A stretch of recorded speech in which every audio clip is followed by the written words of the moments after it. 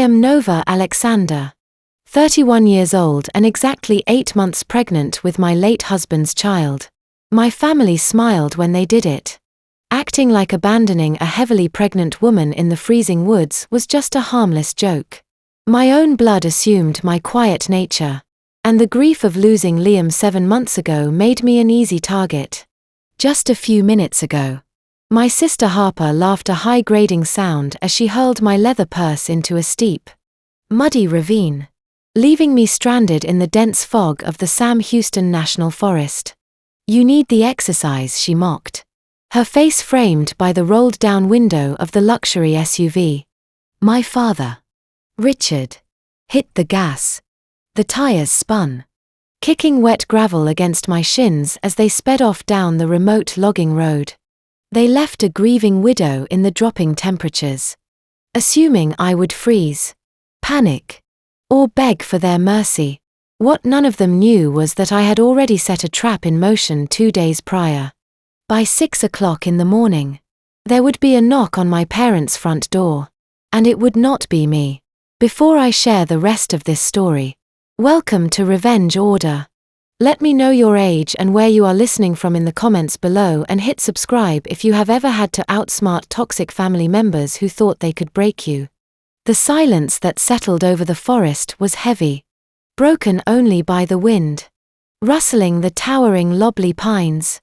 The Texas cold in late autumn carries a damp, bitter chill that sinks straight into the bone. I stood alone on the uneven gravel shoulder, watching the crimson glow of my father's tail lights bleed into the grey mist until they vanished altogether. Below the steep embankment, my beige tote bag was sinking into a pool of icy mud. Inside that bag was my wallet, my car keys, and my primary cell phone. They had calculated this sequence with chilling precision. They wanted me cut off from the outside world, stripped of any means to call for a taxi or an ambulance. A sharp gust of air hit my face. I wrapped my woolen cardigan tighter around my swollen belly. My lower back ADHD from the turbulent ride up the dirt road, and the biting wind was already numbing my fingers. Any normal daughter would have collapsed onto the jagged rocks and sobbed at the sheer cruelty of her own mother and father driving away.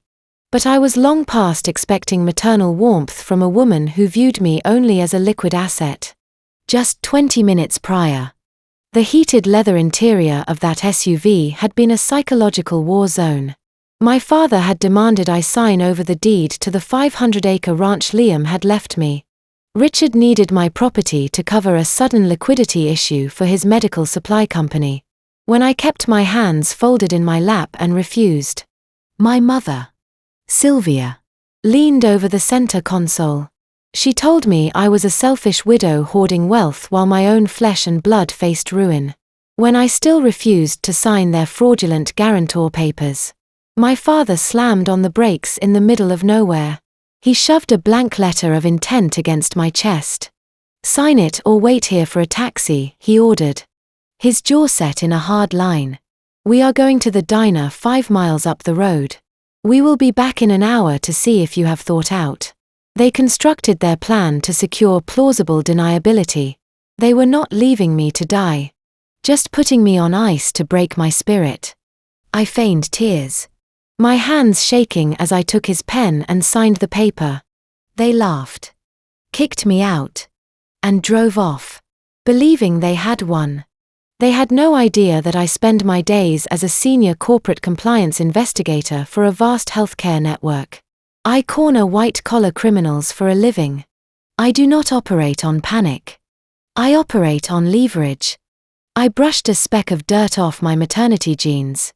I pressed 2 fingers against my ribs, feeling the rigid edge of the microscopic audio transmitter taped securely beneath my sweater. Then I reached into the thick elastic waistband of my pants, bypassing the empty pockets my father had already checked.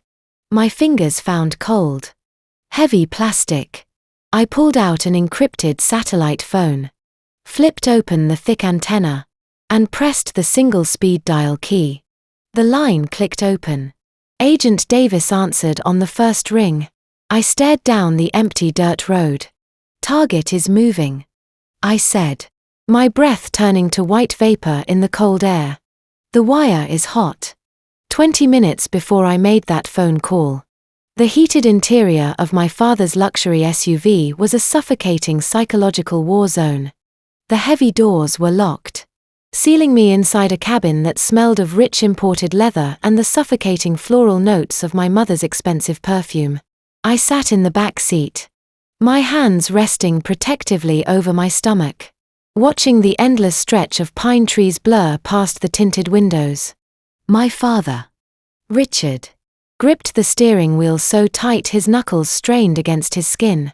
His eyes darted to the rearview mirror every few seconds, tracking my reactions, hunting for a weakness he could exploit.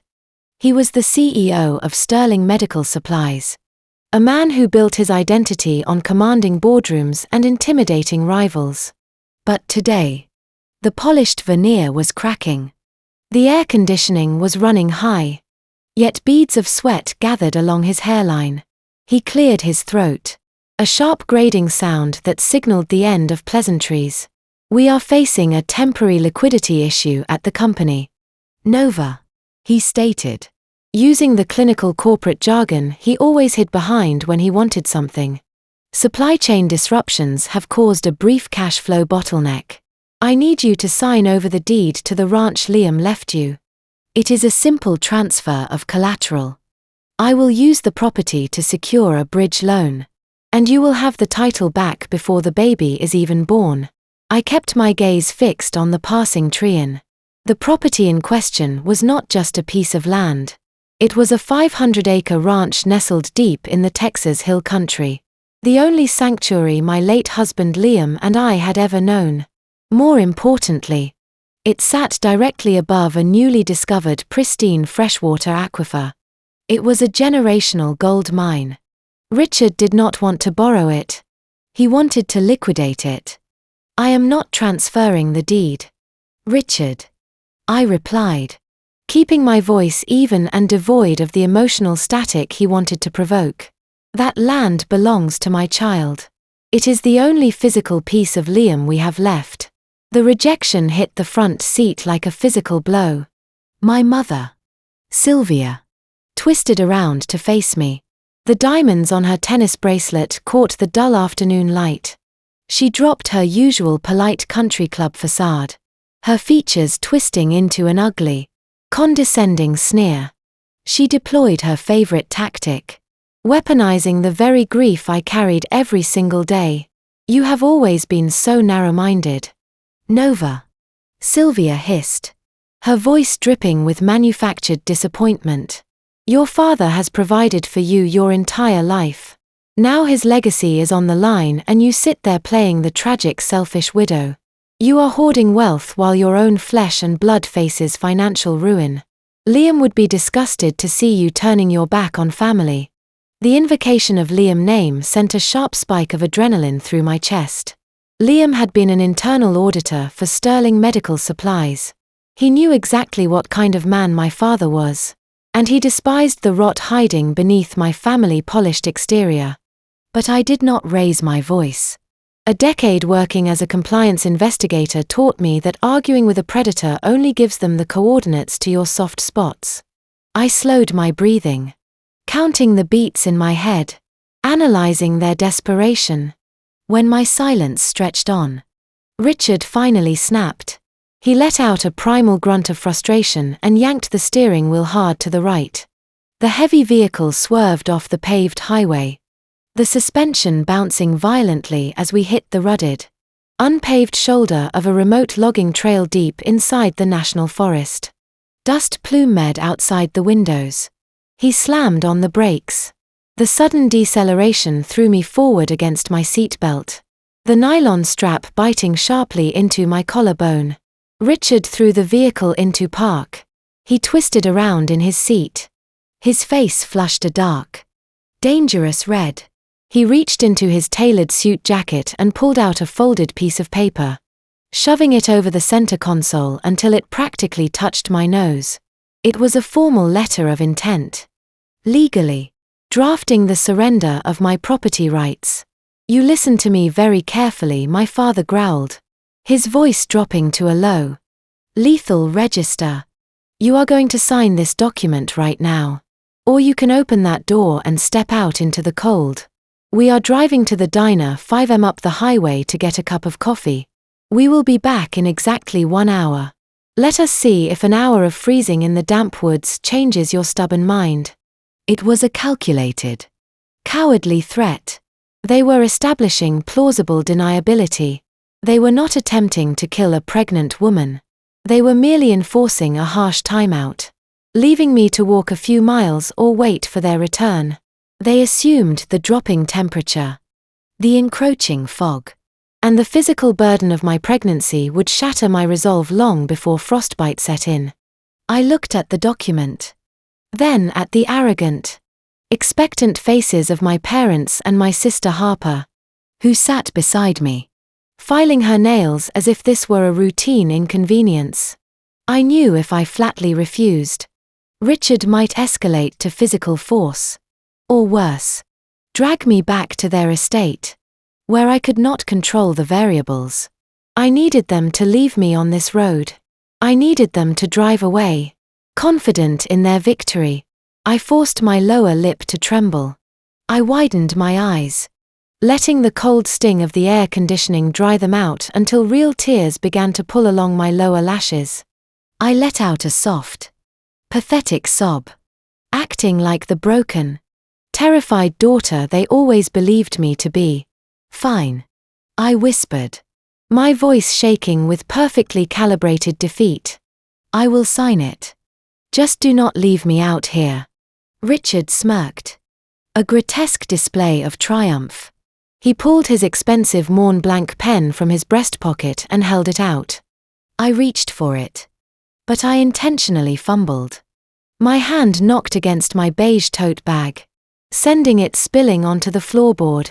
Lip balm, loose change, and a handful of pens clattered across the floor mats. Harper let out an annoyed sigh, complaining about the mess. In the 2 seconds it took for their eyes to follow the spilling items, I executed a flawless sleight of hand. I ignored them blank. Instead, my fingers closed around a sleek black rollerball pen from my own spilled belongings. It was a novelty pen Liam had purchased at a magic shop on 6th Street in Austin during our first anniversary trip. We used to use it to write secret notes to each other. The ink flowed a rich dark blue, indistinguishable from standard ballpoint ink. But the chemical composition was highly reactive to oxygen. Once exposed to the air, the ink was designed to fade into nothingness, vanishing entirely in exactly 30 minutes. I pressed the tip of the trick pen to the thick paper of the letter of intent. My hand trembled, selling the performance of a defeated woman. As I traced my signature across the dotted line, I handed the document back to my father. Richard snatched the paper from my fingers, his eyes scanning my signature. He nodded, satisfied, folding the document and sliding it into his breast pocket. He had his prize. "Now get out," Harper sneered, popping her door open and stepping onto the gravel. She grabbed the straps of my spilled tote bag, marched to the edge of the steep embankment, and hurled my purse down into the muddy ravine. "You need the exercise," she laughed, climbing back into her seat and slamming the door. I unbuckled my belt and stepped out into the freezing fog. The moment my boots hit the dirt, the heavy door slammed shut behind me. The engine roared, tires spitting wet gravel, and I stood alone, watching them disappear into the mist. Now, 20 minutes later, the blue ink on that letter of intent was already beginning to dissolve inside my father's pocket. By the time they reached the diner, my signature would be a ghost, leaving them with nothing but a blank sheet of paper. I stood on the desolate road, gripping my encrypted satellite phone. The wind howled through the pines, but I did not feel the cold anymore. "Target is moving," I repeated into the receiver, keeping my eyes fixed on the empty horizon. "The wire is hot," Agent Davis' voice crackled back through the small speaker, sharp and focused. Drone surveillance confirms the suspect vehicle has cleared the 2-mile mark. Extraction team is approaching your GPS coordinates from the south. ETA is 3 minutes. Are you secure? Nova. I am secure.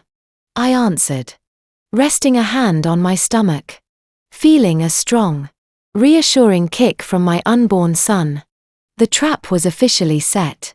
My family believed they had successfully extorted me, leaving me shivering in the dirt. But they were operating on a ticking clock. In just a few moments, I would be warm inside a federal vehicle, handing over the audio recording that turned their arrogant power play into a felony.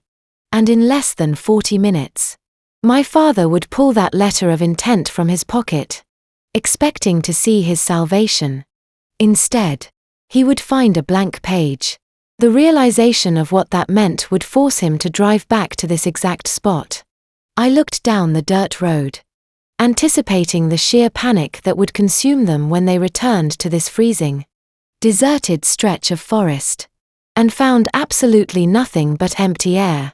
Less than 10 minutes after the luxury vehicle carrying my family vanished into the mist, a new set of headlights pierced the dense Texas fog. These beams were low and tactical, casting long, sharp shadows across the damp gravel. The heavy crunch of specialized tires rolling over the dirt signaled the arrival of my extraction. A dark, unmarked Federal Command vehicle glided to a smooth halt right beside me. The passenger door swung open immediately, releasing a thick wave of climate-controlled heat into the freezing afternoon air. Agent Davis sat in the driver's seat, his face illuminated by the soft blue glow of the digital dashboard. He leaned over the center console, extending a thick wool blanket and a brushed steel thermos toward me. I climbed into the elevated cabin, pulling the heavy door shut behind me. The lock clicked, sealing out the biting wind and the desolate silence of the forest. I wrapped the wool tightly around my shoulders and unscrewed the cap of the thermos, letting the fragrant steam wash over my numb cheeks. The physical warmth felt like a slice of heaven, yet my blood continued to run ice cold, driven by a singular unyielding purpose. The Office of Inspector General Task Force had been monitoring my father and his corrupt medical supply empire for months. Davis and his team were focused purely on the numbers, the paper trails, the phantom billing codes, and the defrauded taxpayer funds. But for me, this operation was never just about enforcing corporate compliance. This sting was profoundly, painfully personal. I took a slow sip of the hot tea. The rich flavor instantly pulled my mind back to the porch of the ranch, to the life I had before the greed of my own blood tore it apart. A year ago, my husband Liam and I spent our evenings sitting on our back deck, our boots resting against the worn wooden railing. We would look out over the rolling limestone hills of our 500-acre property. Beneath that dry, sun-baked Texas soil rested a vast, newly discovered freshwater aquifer. It was a geological miracle, an endless underground river of pure water. Liam cherished that land. We had spent countless hours drafting plans to place the acreage into a conservation trust, ensuring the natural resource remained protected from corporate developers forever. Liam possessed a brilliant analytical mind. He loved the ranch, but his professional life was dedicated to corporate numbers. As an internal auditor for Sterling Medical Supplies, he spent his days untangling complex financial webs. He was the one who noticed the initial anomalies in the quarterly ledgers. What started as minor discrepancies quickly unraveled into gaping financial holes. Liam spent weeks tracing routing numbers, piecing together a horrifying truth. My father was running a sophisticated kickback scheme. Richard was billing the government for thousands of wheelchairs, oxygen tanks, and expensive diagnostic machines that did not actually exist. He then funneled the fraudulent Medicare payouts through a network of offshore shell companies to fund his opulent lifestyle. Integrity was the defining trait of my husband. Liam could not look away, nor could he remain complicit. He compiled the unredacted ledgers, printed the proof, and took the evidence directly to my father. Liam demanded that Richard step down and report the fraud, warning that he would go to the federal authorities himself if my father refused. I remember the night Liam returned home from that boardroom confrontation. His skin was pale, his eyes wide with a profound, suffocating terror. Richard had not merely fired him. My father had unleashed a barrage of psychological warfare. Richard threatened to destroy our lives, promising to bury Liam in frivolous litigation, seize our ranch through fabricated legal maneuvers, and ruin any chance we had at a peaceful future. The sheer weight of those threats broke my husband. At 32 years old, the overwhelming stress induced a catastrophic myocardial infarction. Liam collapsed on our kitchen floor, clutching his chest. His heart stopped beating before the paramedics even turned onto our long dirt driveway. My father did not pull a trigger, but he dug the grave. He buried the man I loved to keep his dark secrets safe. And the moment the funeral concluded, Richard shifted his predatory gaze toward the aquifer. He saw my tragedy not as a loss, but as a convenient real estate acquisition, a way to plug the bleeding holes in his collapsing Ponzi scheme. I lowered the thermos, letting the heat ground me back in the present reality of the federal vehicle. Davis watched me from the driver's seat, his hands resting lightly on the steering wheel. He knew the history. He knew exactly why I had volunteered to walk into the woods wearing a wire. I reached beneath the hem of my maternity sweater, peeling the strong surgical tape away from my ribs. I detached the microscopic audio recorder, a piece of technology no larger than a coin, and placed it directly into the outstretched palm of the federal agent. "We have the extortion on tape," I told him, my voice steady, carrying the heavy weight of a widow, finally delivering justice. "You have Richard issuing explicit demands for the deed, Sylvia deploying her emotional manipulation and the physical threat of abandoning me in the elements if I refuse to comply." Davis plugged the small device into a secure port on his rugged laptop. A green indicator light pulsed as the encrypted audio file downloaded into the federal database. This evidence upgrades their activity from corporate embezzlement to felony reckless endangerment. Davis confirmed, his eyes tracking the sound waves visualizing on his screen. "The grand jury will not even need to deliberate. We have them cornered." I leaned back against the leather headrest, looking out the tinted window at the empty dirt road. The trap was springing shut. But the psychological torture was only just beginning for my family. The blue ink on the letter of intent I signed was rapidly vanishing into thin air. The 60-minute countdown my father established was ticking away. They were currently sitting in a diner down the highway, sipping hot coffee, congratulating themselves on breaking my spirit. They expected to return to a broken, weeping woman begging for a ride home. "Let us see what they do when they realize I am a ghost," I murmured to the empty forest. Davis shifted the vehicle into gear. We pulled away from the shoulder, our tires rolling smoothly over the dirt, leaving no trace behind. Soon, the luxury SUV would navigate back down this exact path. Richard would park, step out into the freezing fog, and find the gravel shoulder entirely vacant. There would be no footprints leading into the trees. There would be no daughter waiting for rescue. There would be no leverage left to exploit. The cold reality of their mistake was about to settle into their bones, breeding a level of creeping paranoia that would force them to make the most reckless, irreversible decision of their lives. While I sat securely inside the climate-controlled cabin of the Federal Command vehicle, Agent Davis tapped a sequence of keys on his rugged laptop. A secondary monitor flickered to life, displaying a high-definition optical feed from the surveillance drone hovering silently above the tree canopy. The Office of Inspector General had tapped my father's phone weeks ago, allowing us to intercept the live audio from the interior of his vehicle. I wrapped my hands around the warm steel thermos and leaned toward the glowing screen, securing a front row seat to my family unraveling. For the past hour, they had sat in a roadside diner a few miles up the highway, sipping hot coffee and congratulating themselves on a flawless victory. The audio feed transmitted the clinking of porcelain mugs and the smug, relaxed tone of their conversation. They spoke about the upcoming charity gala, the offshore buyer waiting for the ranch deed, and how easy it had been to break my spirit. They operated under the arrogant assumption that I was currently huddled on a damp stump in the freezing mist, shedding tears of regret, counting the seconds until their headlights returned to offer salvation.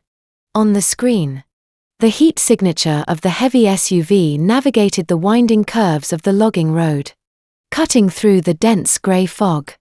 The vehicle slowed, its tires crunching over the loose gravel as it approached the exact GPS coordinates where they had dumped me. The brake lights flared a brilliant red on the monitor. The vehicle shifted into park. I watched the twin beams of the headlights sweep across the desolate dirt shoulder. The illumination revealed jagged rocks, towering pine trunks, and a steep drop-off into the muddy ravine. It revealed shadows and mist. It did not reveal a freezing pregnant widow. A heavy, suffocating silence descended over the interior of the SUV. The self-assured banter died instantly. "Where is she?" my sister Harper asked, her voice losing its high-pitched arrogance. The audio feed captured the sound of her fingernails tapping nervously against the leather door panel. "Did she walk? Did someone pick her up?" My father did not answer immediately. The drone camera captured the driver's side door swinging open. Richard stepped out into the biting Texas cold. He did not bother grabbing his tailored suit jacket. He walked toward the edge of the road, the gravel crunching loudly beneath his expensive loafers. He peered down into the steep ditch, hunting for the beige tote bag Harper had thrown over the edge. The ravine was steep and treacherous, filled with thick brush and icy standing water. He turned his attention back to the shoulder, his eyes scanning the damp, softening earth. He searched for dragged footprints, signs of a struggle, or any indication of which direction I might have wandered. The ground remained pristine and undisturbed. An 8-month pregnant woman, lacking proper winter attire, could not simply vanish into thin air without leaving a single trace. The physical reality of the vacant road collided with his corporate arrogance. Inside the cabin, my mother, Sylvia, began to draw short, shallow breaths.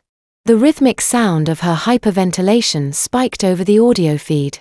She was a woman who lived her entire life curating a flawless public image for her affluent social circles in the woodlands. The optics of this situation suddenly crashed down upon her shoulders. "Richard," Sylvia gasped, her voice trembling as she leaned toward the open door. If she walked to the main highway, someone might have called an ambulance. If she goes to the police and tells them we left her out here without a phone, they will arrest us. We abandoned a pregnant woman in the forest. Richard paced back to the vehicle, his face pale in the harsh glow of the dome light. "Shut up, Sylvia," he snapped, gripping the steering wheel so tight his knuckles strained against his skin. "Let me think." He needed reassurance. He needed to touch the physical proof of his victory to steady his racing mind. He reached a trembling hand into his breast pocket and extracted the folded letter of intent. He slid back into the driver's seat, holding the paper up to the interior light to admire the signature he had extorted from me just 1 hour prior. I took a slow sip of my tea, watching the monitor. Richard unfolded the crisp document. The paper rustled softly over the wire tap. Then the sound of his breathing stopped entirely. The blue ink from the novelty pen was gone. The chemical compound had reacted to the oxygen in the damp forest air, dissolving the signature into nothingness. The dotted line at the bottom of the page was entirely blank. He held a worthless piece of paper. "What is it?" Harper asked. her tone shifting from nervous to frantic. "Dad, what is wrong with the paper?" "He tricked me," Richard whispered, his voice hollow, stripped of its usual booming authority. The ink faded. "She never planned on giving us the land." The psychological pressure of the unknown began to crush them. They were no longer the predators dictating the terms of an extortion. They were prey trapped in the dark, hunted by an invisible consequence. If I had reached a police precinct, Richard knew he was facing a myriad of felony charges. The local authorities would view the abandonment as attempted murder given the freezing temperatures and my medical vulnerability. But the criminal charges were only a fraction of his nightmare. His medical supply company was bleeding cash. The Medicare audit was looming on the horizon, threatening to expose the phantom billing codes and the offshore shell accounts he used to fund his lavish lifestyle. He needed a massive influx of clean capital to balance the ledgers before the federal inspectors arrived. He had an offshore buyer waiting to purchase the rights to the aquifer beneath my ranch. But that buyer required a clear transferred title. The blank piece of paper in his trembling hand meant the legal route was officially dead. He could not wait for courts, negotiations, or new letters of intent. He needed the actual property deed transferred tonight before the banks opened in the morning, before I could file a restraining order or freeze his assets. A dark, desperate calculation crystallized in his mind. "We are leaving," Richard announced, his voice hardening into a cold, reckless resolve. He tossed the blank paper onto the passenger floorboard and slammed the heavy door shut. "What about Nova?" Sylvia cried out, her fingers clutching the leather headrest. "We cannot just leave her out here. If she dies, we are ruined." "She is not dead," Richard barked, throwing the transmission into gear. "She planned this. She had someone waiting for her. She is probably on her way to a lawyer right now." He stomped on the accelerator. The tires bit into the dirt, spinning wildly before catching traction. The heavy vehicle surged forward, its headlights piercing the fog as they raced back toward the paved highway. The drone tracked their rapid departure, a glowing thermal blip retreating toward the affluent suburbs of the Woodlands. In the Federal Command Center, Agent Davis reached out and muted the audio feed. He turned to face me, his expression grim but satisfied. "They took the bait," Davis noted, closing his laptop. "He is panicking. Panic breeds mistakes," I replied, staring at the empty road on the monitor.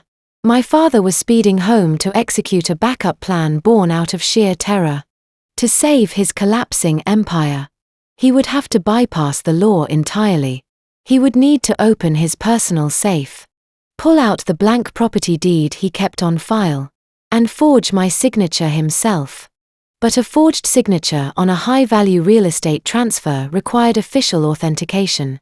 It required a registered notary seal. And the only person in his inner circle holding an active notary commission was my brother-in-law, Chase. The paranoia had taken deep root in my father's mind, blinding him to the surveillance net closing tightly around his home. By rushing back to the Woodlands to fabricate the documents, he was about to force his cowardly chief financial officer to commit the exact federal offense we needed to lock them all away forever. The high-fidelity audio feed streaming into the Federal Command Center painted a vivid picture of the chaos unfolding 30 m away. Through the encrypted channel, Agent Davis and I listened as the heavy tires of my father's luxury SUV skidded onto the pristine par driveway of the Sterling estate in the Woodlands. Car doors flew open and slammed shut with bone-rattling force. The rapid click of my mother-designer heels striking the pavement echoed sharply, followed by the heavy, frantic thud of Richard boots kicking open the custom mahogany front doors. Inside the sprawling 10,000 feet McMansion, the atmosphere was suffocating. The grand foyer, typically reserved for greeting wealthy socialites and hosting extravagant charity committee meetings, instantly transformed into a frantic war room. Richard did not pause to remove his coat or pour his evening scotch. He marched straight through the opulent living space and into his private home office. We heard the distinct electronic beep of his hidden wall safe unlocking, followed by the rustle of thick legal parchment. He was retrieving a blank property deed. Richard stormed back into the center of the house, slapping the heavy document down onto the cold, polished surface of the marble kitchen island. The sharp smack of the paper against the stone echoed through our speakers. "Chase!" Richard roared, his voice cracking with a roar. Desperate authority. "Get down here right now." Footsteps padded hesitantly down the sweeping spiral staircase. Chase was my sister husband, a man who currently held the title of Chief Financial Officer for Sterling Medical Supplies. Richard had not elevated Chase to the executive suite for his brilliant analytical mind or his corporate acumen. My father handpicked him because Chase was a spineless, compliant, mid-level accountant who was easily blinded by the allure of luxury. Chase had eagerly traded his morals for a woodland zip code, bespoke Italian suits, and a membership at an exclusive country club. He enjoyed the spoils of the Medicare fraud, signing off on blind ledgers and ignoring the phantom billing codes, operating under the naive delusion that his ignorance would protect him. But tonight, the comfortable buffer of willful ignorance was about to evaporate. "What is going on?" Chase asked, his voice tight with sleep and sudden apprehension. "Harper told me you were taking Nova out for a drive to settle the collateral dispute." The plan changed. Richard snapped, bypassing any explanation of the empty forest road. "The buyer in the Cayman Islands needs the aquifer property transferred before the banks open tomorrow morning. We cannot wait for Nova to process the paperwork. I need this transaction finalized tonight, or the company's supply chain collapses by Friday." Richard pulled a fountain pen from a kitchen drawer. He spent 30 seconds scratching across a scrap piece of paper, practicing the loops and sharp angles of my handwriting. Once satisfied, he leaned over the marble island and dragged the blue ink across the signature line of the blank property deed. He forged my name with the smooth, practiced ease of a man who believed the rules simply did not apply to him. He pushed the fraudulent document across the counter. "Notarize her signature," Richard commanded, tapping a thick finger against the paper. Through the audio feed, I heard Chase take a sharp, ragged breath. His dress shoes squeaked as he stumbled backward, putting physical distance between himself and the marble island. "I cannot do this, Richard," Chase stammered, his voice climbing an octave. The audio captured the sound of Chase wiping his sweating palms against his expensive slacks. He understood the law far better than my sister or my mother. Looking the other way on corporate expense reports was one thing. Applying a registered state notary seal to a forged real estate document crossing international lines was a massive escalation. It bridged the gap between civil negligence and federal wire fraud. It was a direct undeniable felony carrying a mandatory prison sentence. If the title company audits this transfer and sees my stamp on a forged signature, I am looking at 2 decades in a federal penitentiary. Chase pleaded, his breathing growing shallow and erratic. "The SEC will freeze my accounts. They will take my license. I am not throwing my life away for a bridge loan. You will do exactly what I tell you to do," Richard growled, the physical intimidation radiating through the microphone. "I gave you that life. I bought the cars you drive. I pay the mortgage on this house. You are going to apply your seal to this paper, or I will personally ensure you spend the rest of your miserable life working a drive-through window." Before Chase could muster the courage to retreat up the stairs, the sharp click of Harper footsteps entered the kitchen. My sister had discarded her muddy boots in the foyer, but she carried all her toxic entitlement straight into the argument. She assessed the scene, looking at her terrified husband shrinking away from her enraged father. Harper did not offer support or seek to understand the legal peril facing her spouse. She only saw an obstacle standing between her and her limitless credit limit.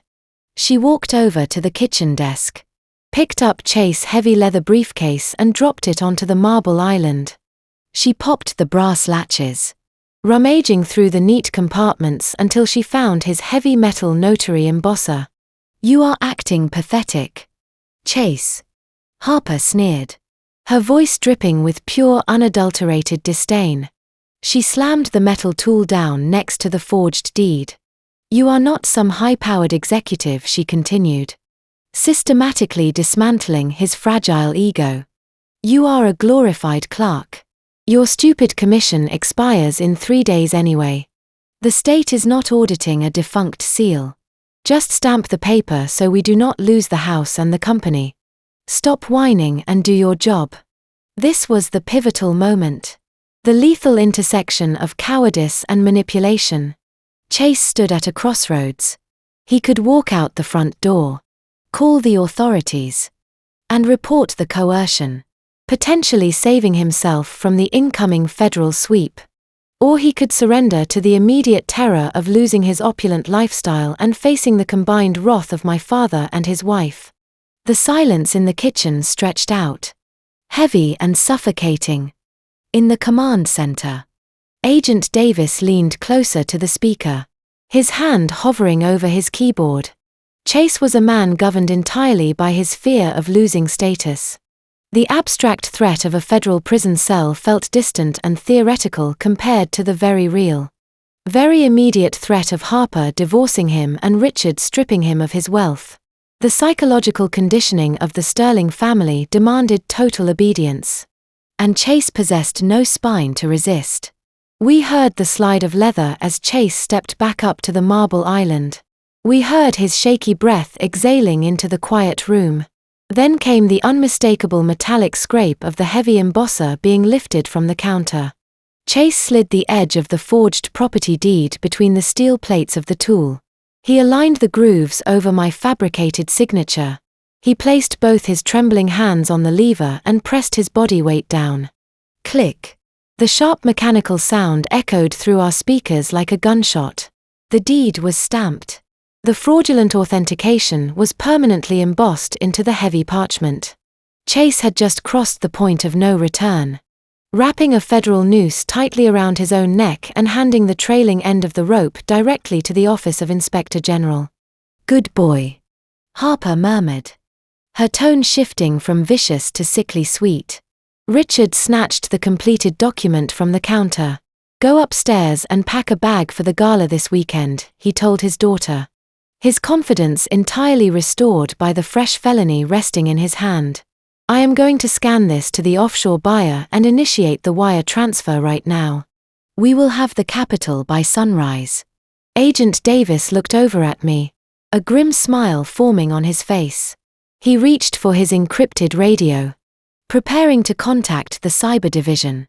My father believed he had just outsmarted the system, securing the millions he needed to hide his medical fraud. He had no idea that the offshore buyer waiting for his call was an undercover asset or that the bank account receiving his fraudulent deed was a honeypot designed specifically to trap him. The moment Richard uploaded that file and picked up his phone to verify the transaction, he would be stepping directly into the crosshairs of a federal cyber intercept. The adrenaline flowing through my father's veins inside the McMansion must have been intoxicating, having successfully bullied his cowardly son-in-law into embossing a forged document. Richard retreated back to his dark home office. The live audio feed picked up the heavy thud of his oak door shutting, followed by the quiet click of the deadbolt. He was insulating himself, preparing to execute the final maneuver that would supposedly salvage his collapsing corporate empire.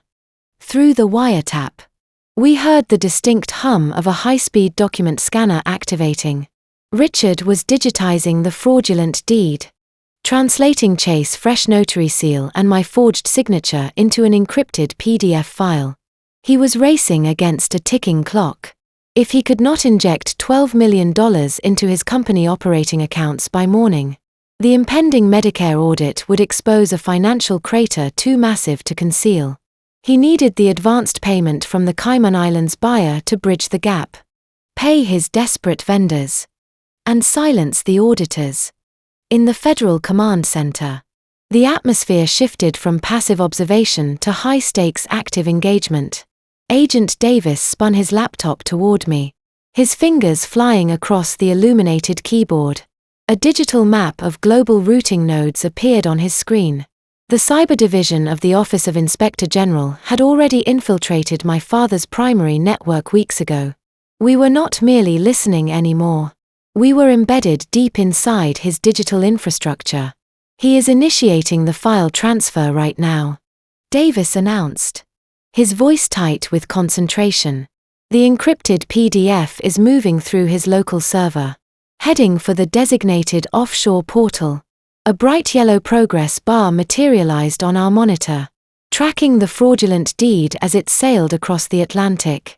He thinks he is transmitting this to a ruthless private equity firm in the Caymans, I noted watching the data packets load. Davis allowed a tight cynical smile to touch his lips. The private equity firm is a shell company registered in Delaware, entirely controlled by the United States Treasury. The moment his file hits our server, the wire fraud charge becomes inescapable. The yellow bar on the screen turned solid green. The transmission was complete. My father had successfully delivered the forged evidence directly into the hands of the federal government. But our victory lap was instantly cut short. A shrill pulsing alarm erupted from the command center console. A bright red warning light began flashing aggressively on Davis' dashboard. The sudden noise shattered the quiet hum of the surveillance vehicle. "What is that?" I asked, leaning forward, my heart rate spiking. "Security protocol," Davis muttered, his hands moving frantically over the keys, trying to isolate the alarm. "The offshore bank we simulated has an automated tripwire for international transfers exceeding $10 million. He pulled up a massive block of code, his eyes scanning the text rapidly. "To clear the funds and deposit the $12 million into his account, the bank requires a mandatory two-factor authentication." Davis explained the gravity of the situation settling into his posture. "It is a fraud prevention measure. The system requires a live verbal phone verification from the registered title holder of the property being transferred. The title holder was me. If Richard could not produce me to verify the transaction over the phone, the system would automatically decline the transfer and lock his account for suspicious activity. If his account locks, he will know the bank flagged him." I realized the cold dread washing over me. He will know the buyer is compromised. Davis nodded grimly. He will not wait for morning. If the transfer fails right now, he will realize he is exposed. He will pack a bag, grab Harper and Sylvia, and flee to a non-extradition country before we can execute the warrants at sunrise. We lose him. The red light continued to flash. An urgent, silent countdown. My family was slipping through the cracks of the very trap I had spent months building. "Intercept the outbound call," I commanded my corporate compliance training, taking the wheel. "Do not let the signal reach the automated banking system.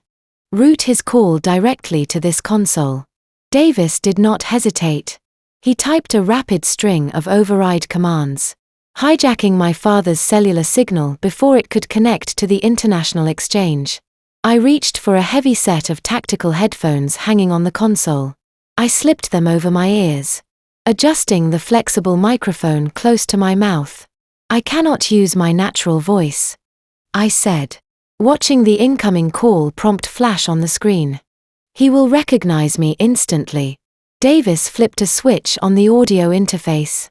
"I am engaging the voice modulation software we prepped for the undercover team," he confirmed. "It will drop your pitch an octave and smooth out your cadence. You will sound like a bored middle-aged banking clerk sitting in a cubicle." The red light on the dashboard shifted to a steady blinking amber. My father was dialing the verification number provided by the offshore portal. "You have to string him along, Nova," Davis instructed. pointing to the incoming caller ID. Keep him on the line long enough for the cyber team to spoof the approval code back to his terminal. Make him sweat. But do not spook him into hanging up. I took a deep, steadying breath. I pressed the flashing green button on the console. Opening the line. Global Trust Asset Management Fraud Prevention Division. I answered. My modulated voice echoing in my own ears. The pitch was deeper. The tone devoid of any recognizable inflection. My name is Brenda. How may I direct your inquiry tonight? A heavy sigh of impatience hissed through the receiver. This is Richard Sterling. My father barked. His usual arrogant authority laced with a tight, desperate urgency. I just transmitted the collateral documentation for account 04 Alpha 9. I am calling to provide verbal authorization for the immediate release of the $12 million advance to my corporate ledgers. Process the transfer. I stared at the glowing monitor, visualizing the sweat pooling on his forehead inside his dark office. He was accustomed to barking orders and expecting the world to leap to his command. I am locating your file now, Mr. Sterling. I replied, typing random keys on the laptop to simulate the sound of a busy clerk navigating a slow system. Please hold. I let the silence stretch for 20 agonizing seconds. I could hear his shallow breathing, the nervous tapping of a pen against his mahogany desk. Every second that ticked by was another drop of poison feeding his paranoia. I see the incoming document, I finally announced, keeping my tone agonizingly neutral. However, my system flags a discrepancy. This transfer involves a high-value real estate collateral originating in the state of Texas. The recorded title holder is listed as Nova Alexander. You are not Nova Alexander. She is my daughter. Richard snapped, his voice rising in panic. We share a corporate trust structure. She signed the deed. The notary seal is clearly visible on the document. Look at the stamp. I see the stamp. Mr. Sterling. But international protocol dictates that we speak directly with the primary title holder to verify intent regardless of the notary presence. Please put Nova Alexander on the phone. A sharp, terrified silence followed. He could not put me on the phone. He believed I was currently shivering in a dark forest 30 m away. Stranded without a lifeline. He was trapped in a lie of his own making. Nova is unavailable at the moment. Richard stammered. The smooth corporate predator crumbling under the weight of a bureaucratic technicality. She is resting. She is 8 months pregnant and under strict medical observation. It is a highly sensitive family matter. I have full power of attorney to execute this transaction on her behalf. I typed a few more random keys, letting him dangle over the edge of the cliff. I do not see a recorded power of attorney attached to this file. Mr. Sterling. I informed him, my modulated voice sounding perfectly detached. If I cannot verify the intent with the primary title holder, I am required by federal banking regulations to decline the transfer and place a temporary hold on your accounts pending a manual investigation in the morning. No. Richard shouted the word tearing from his throat in pure unadulterated terror. Do not lock the account. Listen to me, Brenda. If you lock that account, my supply chain fails. I am the CEO of a major medical firm. You are looking at a minor clerical delay. I am authorizing you to push the funds through right now. I will fax you the power of attorney at 9 a.m. tomorrow. I give you my word. He was begging. The man who had mocked my grief, threatened my husband, and left me to freeze was currently pleading for his corporate survival to a faceless clerk over a telephone line. I looked over at Agent Davis. He gave me a sharp nod, tapping his screen. The cyber team had finished writing the spoofed approval code. I let out a long, exaggerated sigh, playing the role of an exhausted employee eager to end her shift. I am generating a one-time internal override based on your verbal guarantee. Mr. Sterling, I stated, clicking the final command on the console. However, if that power of attorney is not received by tomorrow morning, the funds will be immediately reversed.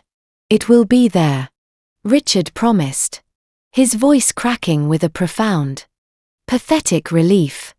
Thank you. Process it. I am releasing the hold now. I confirmed. The transfer is approved. Have a pleasant evening. I severed the connection through the secondary wiretap feed. We heard a heavy shuddering gasp echo through his home office. Richard collapsed back into his leather chair, the leather squeaking under his weight. He had survived the verification.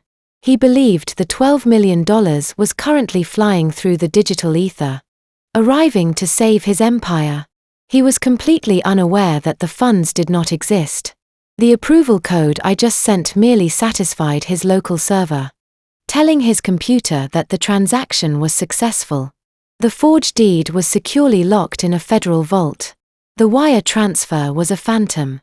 And at exactly midnight, the Department of the Treasury was going to drop a catastrophic hammer on every single financial artery, keeping the Sterling family alive.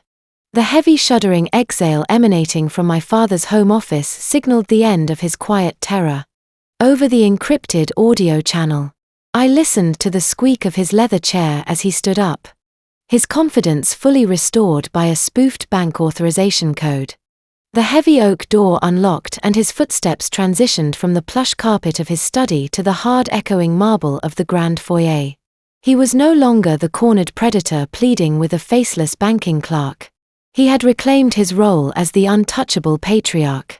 I heard him call out to my mother and sister, his tone brimming with an unearned euphoric triumph. The ambient noise of the Sterling McMansion filtered clearly through our tactical headsets. I could picture the sprawling living room perfectly, the vatt ceilings, the ridiculous crystal chandelier catching the warm ambient light, the imported rugs resting on heated floors. It was an environment designed to project invulnerability. A fortress built on stolen funds and shattered lives. The unmistakable pop of a cork echoed through the speakers, sharp and festive. It was not just any bottle. I knew my father's tastes intimately. He kept a private reserve of vintage champagne in his climate-controlled cellar, bottles that cost more than an average monthly mortgage payment. Saved strictly for monumental victories, the liquid poured into fine crystal flutes, producing a crisp, bubbling melody that felt surreal against the backdrop of the bleak, freezing forest I had just escaped. To tough love and collateral damage, Richard announced, raising his glass. His voice was smooth, dripping with arrogant satisfaction. Our little compliance officer thought she could hold this family hostage over a piece of dirt. Let her sit in the cold for another hour. It builds character. She will be begging to sign the real paperwork the moment we pull back onto that logging road. Harper joined the celebration, her laughter shrill and grating over the wire tap. The crystal flutes clinked together in a cheerful toast. She took a sip of her expensive drink and immediately launched into a shallow self-centered tirade about her wardrobe. Do you have any idea how much it cost to clean authentic suede? Harper wed the ice cubes shifting in her glass. That gravel road ruined my boots. And throwing her purse into that ditch snapped one of my acrylic nails. It hurts. Nova owes me a full spa day when we finally let her back inside. The disconnect from reality was staggering. My sister had just participated in a felony, abandoned a pregnant woman in dropping temperatures, and conspired to steal a multi-million-dollar aquifer. Yet, her primary concern was the state of her manicure. She viewed my suffering as a minor inconvenience to her evening schedule. Notably absent from the celebratory banter was the voice of her husband. Chase remained entirely silent. I imagined him hovering near the edge of the kitchen, nursing a tight knot of dread in his stomach, the ghost of the heavy notary seal still pressing against his palms. He understood the lethal game they were playing, even if the rest of his family remained blissfully ignorant. sitting inside the armored Federal Command vehicle, listening to their joyous delusion. The dramatic irony tasted sweeter than any vintage wine. They were celebrating a mirage. They believed they were dancing on the summit of their success, entirely oblivious to the trapdoor resting silently beneath their designer shoes. The $12 million they thought they had secured was a digital phantom. The deed they forged was sitting secure on a government server. They were bankrupt. They were criminal. And they were caught. Yet before the final hammer could fall, a small detail emerged, foreshadowing the impending storm. The celebratory chatter was abruptly interrupted by a sharp electronic chime. My mother's cellular phone rang, vibrating against the marble kitchen island. Sylvia answered, her tone instantly shifting to her sugary high society persona. Andre, darling, it is rather late. Sylvia cooped into the receiver. Andre was the premier event caterer in the Woodlands. Sylvia was scheduled to host her annual charity gala that coming weekend, an extravagant event designed solely to flaunt her wealth and secure her apex position within the neighborhood hierarchy. To my mother, social standing was oxygen. She spent decades curating an image of effortless affluence, using philanthropy as a shield to deflect any scrutiny regarding the source of her wealth. The wiretap caught the faint tiny sound of the caterer speaking through the receiver. He was apologizing profusely, his voice tight with deep embarrassment. He explained that he was attempting to process the final deposit for the caviar station and the imported floral arrangements. But her payment method had failed. Her platinum card had been declined. It was not a fraud alert or a delayed processing error. The terminal cited insufficient funds. The silence that followed was brief but incredibly dense. A declined credit card was a fate worse than death for Sylvia Sterling. It was a direct strike against her armor. Sylvia let out a forced, brittle laugh, attempting to pave over the humiliation. Oh, Andre, you know how these overzealous banking algorithms are. She deflected, her voice coated in a thick layer of artificial sweetness. Richard was just moving some large assets around internationally for the company. It must have triggered a temporary security hold on the joint accounts. Run the card again in the morning. The funds will be there. She ended the call quickly, tossing the phone back onto the counter. The plastic clattered loudly. She played the moment off with practiced grace. But the seed of panic had successfully breached the soil. She turned to my father, her voice shedding the sugary coating, revealing a sharp edge of genuine concern. Richard, why is the platinum account bouncing? It is a timing issue. Richard brushed her off, taking another sip of his champagne. I told you I just authorized the overseas transfer. The $12 million will hit our ledgers by sunrise. The local banks are just lagging. Stop worrying about the caterer. We won. He was so confident, so deeply entrenched in his own hubris that he ignored the flashing warning signs right in front of his face. The corporate accounts were bleeding out faster than he realized. The Medicare fraud had drained their reserves, and the illusion of their wealth was currently running on fumes. In the Federal Command vehicle, the glow of the tactical monitors illuminated Agent Davis' profile. He reached up and removed his heavy headset, resting it on the console. He did not say a word. He simply raised a hand, pointing a single finger toward the digital clock mounted on the reinforced steel wall of the cabin. The glowing red numbers shifted from 11:58 to 11:59 p.m. Asset freeze executes in 60 seconds. Davis whispered, leaning back in his chair. I unscrewed the brushed steel cap of my thermos. The steam curled into the cool air of the cabin. I took a slow, deliberate sip of my tea, savoring the rich flavor, letting the warmth settle into my chest. The pop of the champagne cork had marked the peak of their delusion. The final minute of their artificial empire was ticking away, second by second, marching steadily toward the midnight strike. The celebration was officially over. The digital clock mounted on the reinforced steel wall of the command center rolled over. 1200 a.m. Midnight. The federal machinery engaged without a single audible sound. It was a silent, lethal strike executed through miles of fiber optic cables designed to sever the financial lifelines of the Sterling Empire in a fraction of a second. Over the encrypted audio feed, the celebratory clinking of crystal flutes continued in the grand foyer. My father and sister were busy draining their expensive champagne, basking in their manufactured triumph. However, another set of footsteps echoed through our tactical headsets. They were quick, muted, and nervous.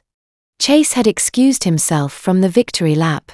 The heavy oak door of the home office clicked shut, plunging the space into quiet isolation.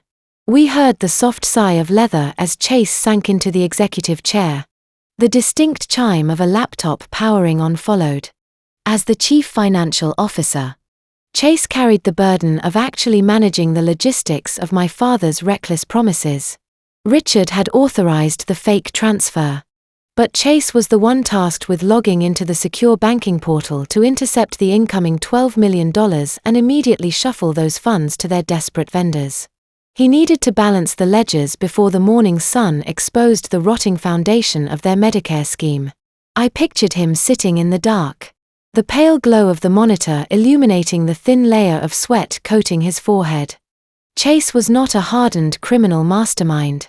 He was a middle-class accountant who developed an insatiable addiction to luxury. He had traded his moral compass for Italian sports cars and the prestige of a Woodlands address. He lived in constant fear of losing his status, which made him the perfect compliant pawn for my father. The rapid clicking of a trackpad transmitted through the wiretap. Chase was entering his secure credentials into the Sterling Medical corporate banking interface. He expected to see a pending deposit, a sudden influx of capital that would wash away the sins of the past 5 years. Instead, the system delivered a fatal blow. Agent Davis and I monitored a mirrored diagnostic screen tracking the bank server response. We knew exactly what Chase was looking at. The loading wheel spun for 3 agonizing seconds before the interface flashed a blinding sterile white. Then a stark, unblinking red warning banner materialized across the center of his screen. Error 404. Account frozen by order of the United States Department of the Treasury. The audio feed captured the exact moment Chase stopped breathing. The sudden silence in the office was profound. A vacuum devoid of even the slightest rustle of clothing. He did not process the reality right away. Denial is a powerful anesthetic. The rapid, frantic clicking resumed, echoing like tiny gunshots through the speakers. He was hitting the refresh button, convinced it was a temporary glitch, a routing error, a minor software malfunction. He closed the browser, reopened it, and typed his password again with trembling fingers. The red banner reappeared, unyielding, final. The sound of a ragged, shallow gasp hissed through the microphone. Panic, raw and unfiltered, began to override his denial.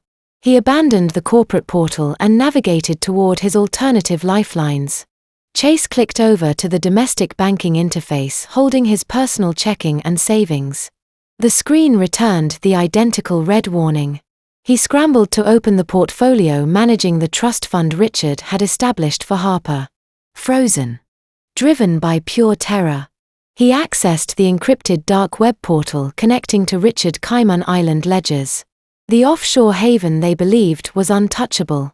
He entered the complex alphanumeric keys, praying to see the hidden reserves. 0, 0, 0. Every single financial artery had been severed. The synchronized federal strike had successfully locked down domestic accounts, overseas trusts, and personal credit lines simultaneously. There was no hidden stash left to plunder. The money was gone. The physical toll of this realization gripped Chase with brutal efficiency. The wire tap transmitted the sound of his chair scraping backward against the hardwood floor. He let out a low guttural groan followed by the sound of him falling to his knees. The psychological weight of the frozen accounts manifested as severe physical illness. He dragged the heavy imported leather wastebasket across the floor and began to dry heave. The retching was loud and painful, tearing through the quiet office as his stomach rebelled against the sheer terror consuming his mind. He knelt there in the dark, gasping for air, the acrid smell of his own fear filling the room. As his breathing slowed into jagged hitches, the true scope of his nightmare began to crystallize. Chase wiped his mouth, his mind racing through the legal architecture of the Sterling Empire. Richard had built a sophisticated firewall around himself, utilizing plausible deniability to shield his actions. My father rarely put his own pen to paper when it mattered. Who signed the quarterly expense reports? The chief financial officer. Who authorized the creation of the phantom shell companies used to launder the Medicare kickbacks? The chief financial officer. And just an hour ago who had applied a registered state notary seal to a forged property deed, crossing the threshold into federal wire fraud. Chase realized with horrifying clarity that he was the primary target. Richard had spent 5 years insulating his own liability, structuring the corporate hierarchy so that if the federal authorities ever breached the gates, the CFO would be the one wearing the handcuffs. Chase had signed every fraudulent document, blinded by the promise of wealth. He had embossed the fake deed, blinded by the fear of his wife's wrath.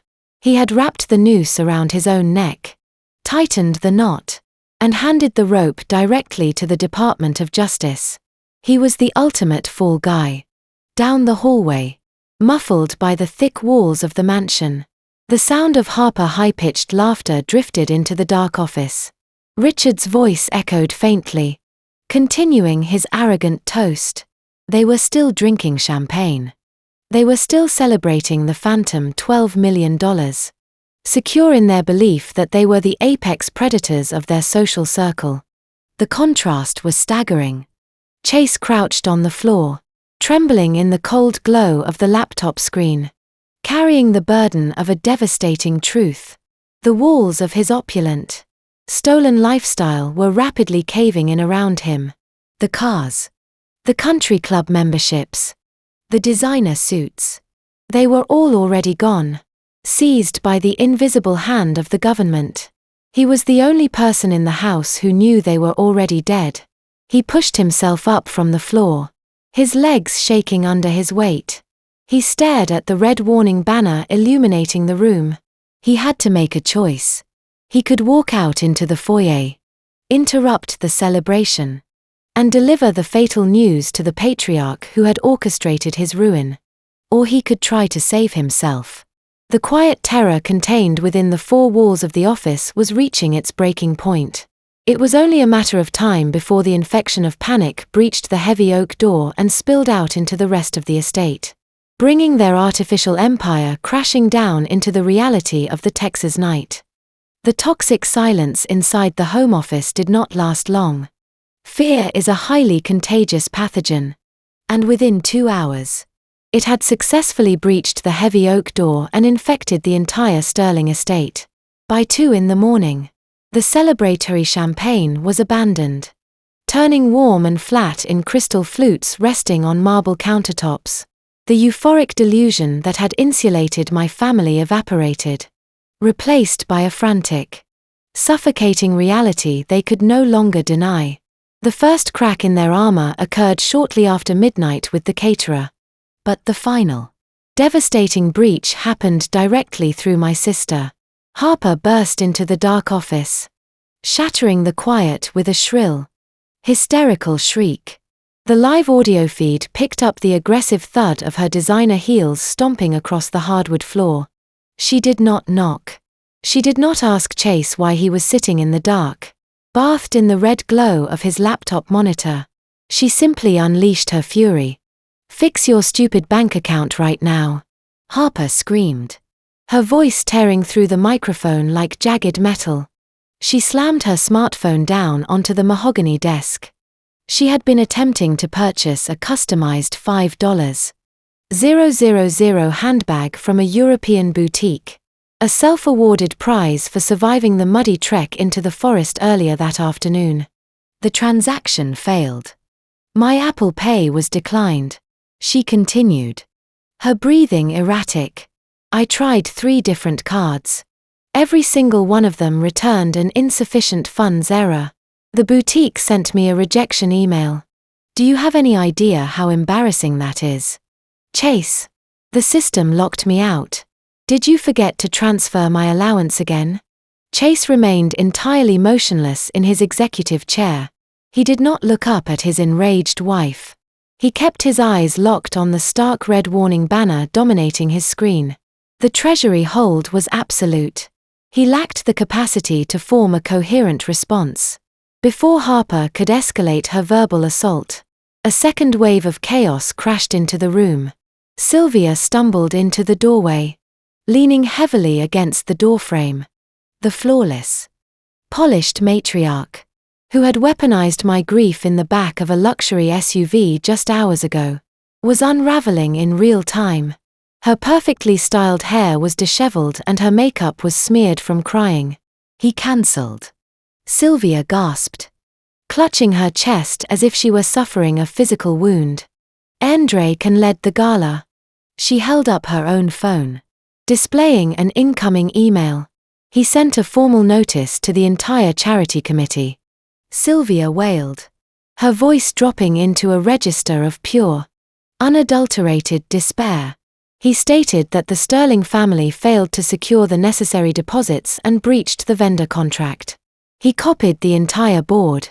Harper, the mayor wife, is on that email chain. The country club president is on that chain. I am ruined.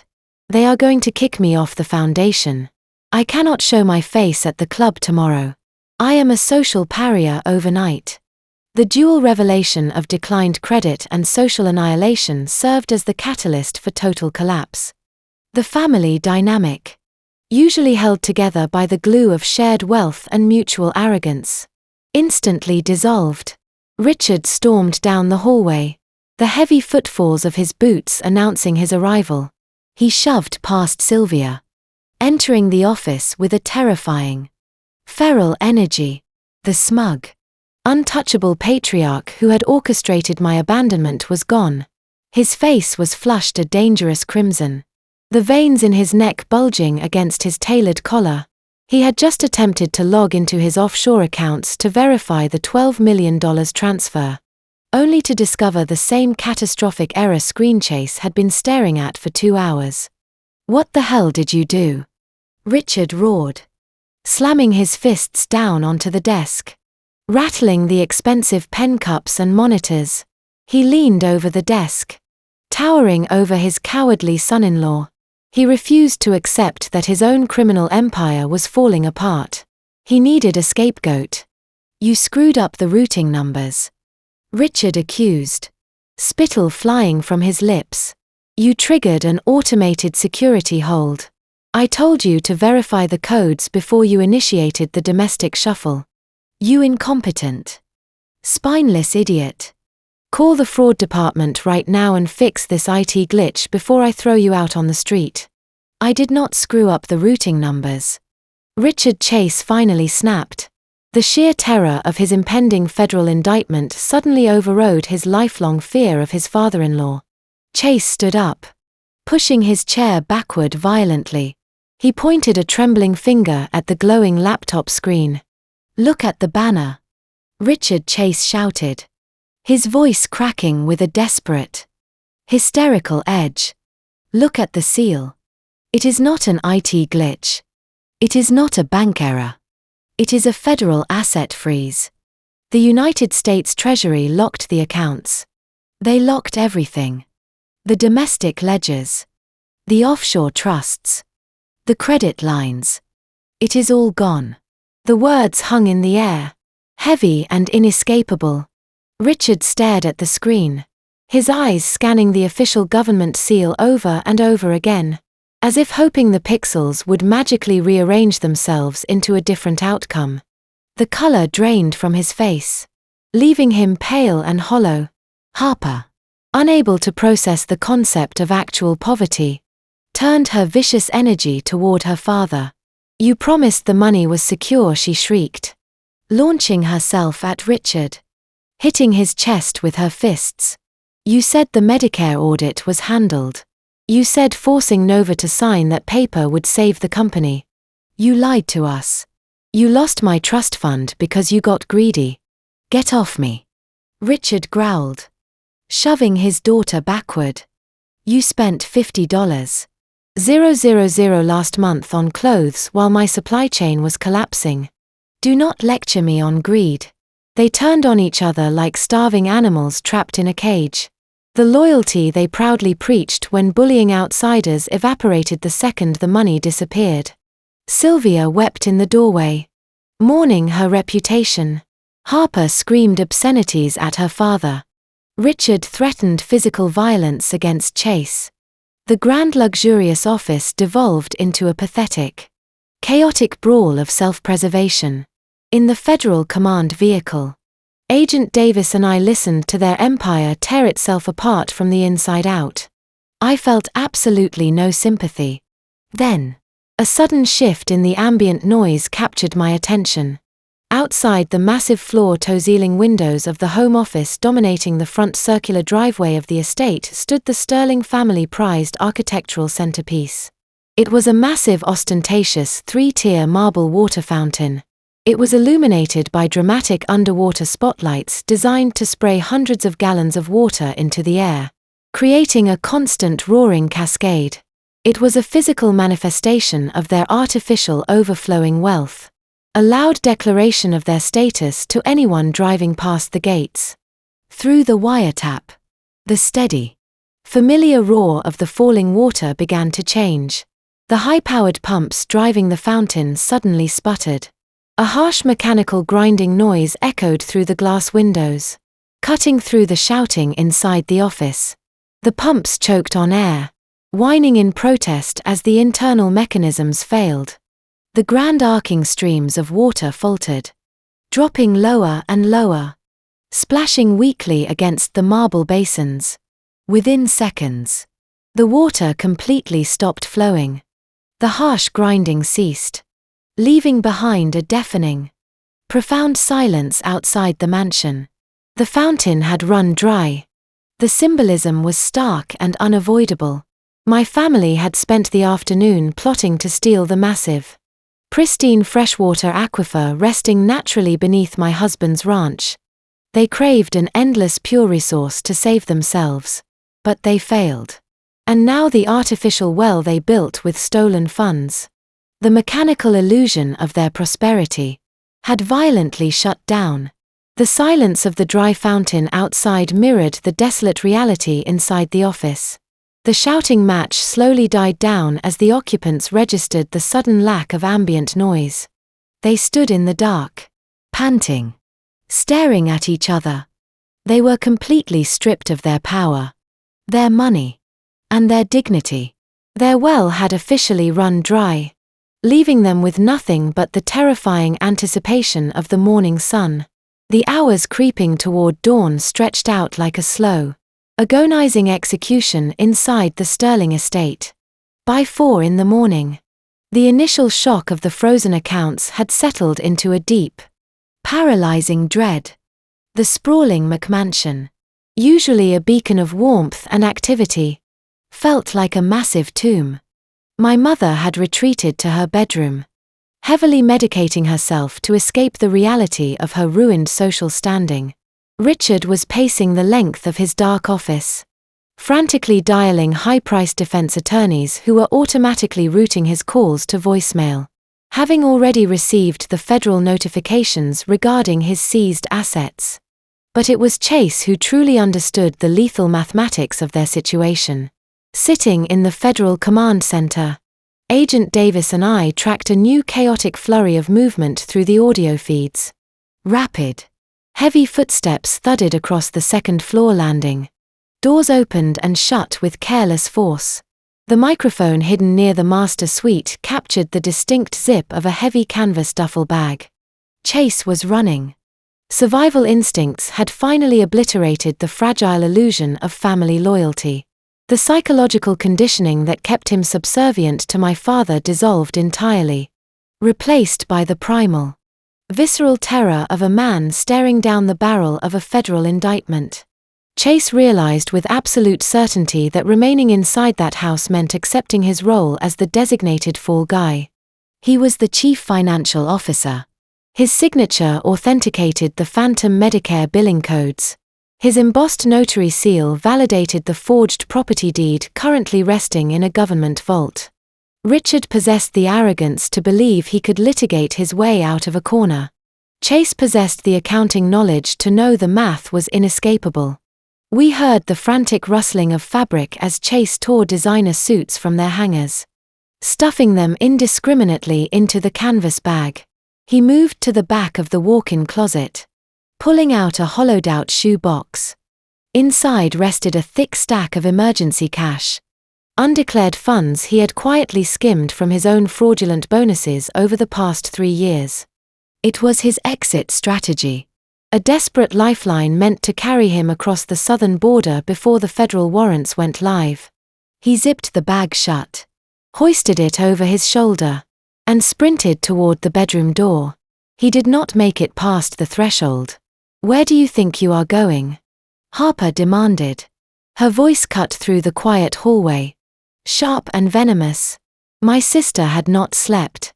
She had spent the last 2 hours scrolling obsessively through her declined credit card notifications, mourning the sudden death of her unlimited purchasing power. She stood in the doorway of the master suite, locking his exit. Her expensive silk robe hung loosely from her shoulders, her hair a tangled mess. The pristine country club princess had morphed into a cornered predator. Chase froze, his knuckles white around the strap of the duffel bag. "Move. Harper," he hissed, his voice tight with panic.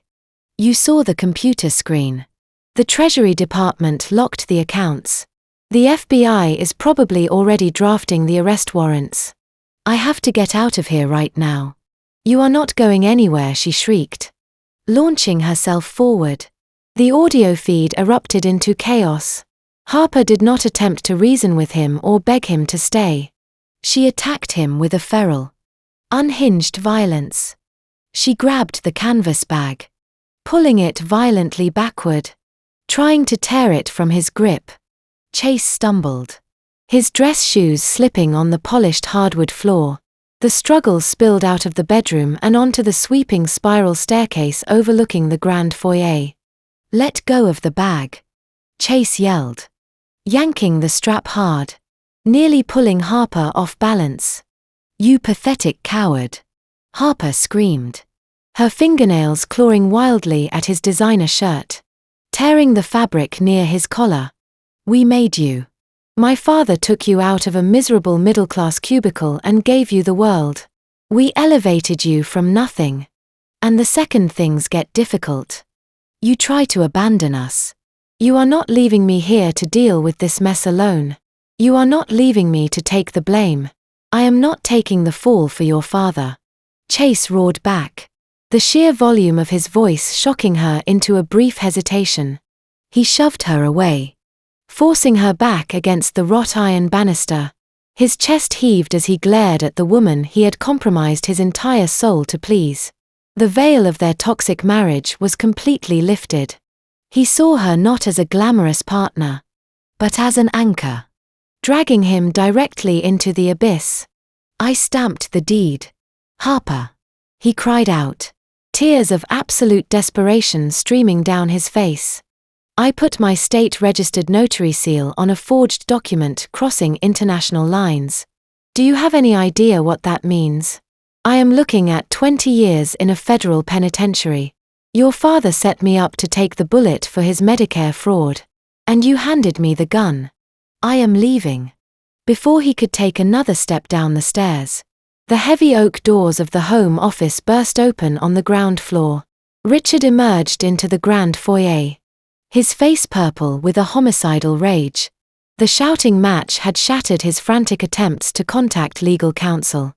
He looked up at the staircase, taking in the sight of his chief financial officer, clutching a packed duffel bag, preparing to flee the sinking ship.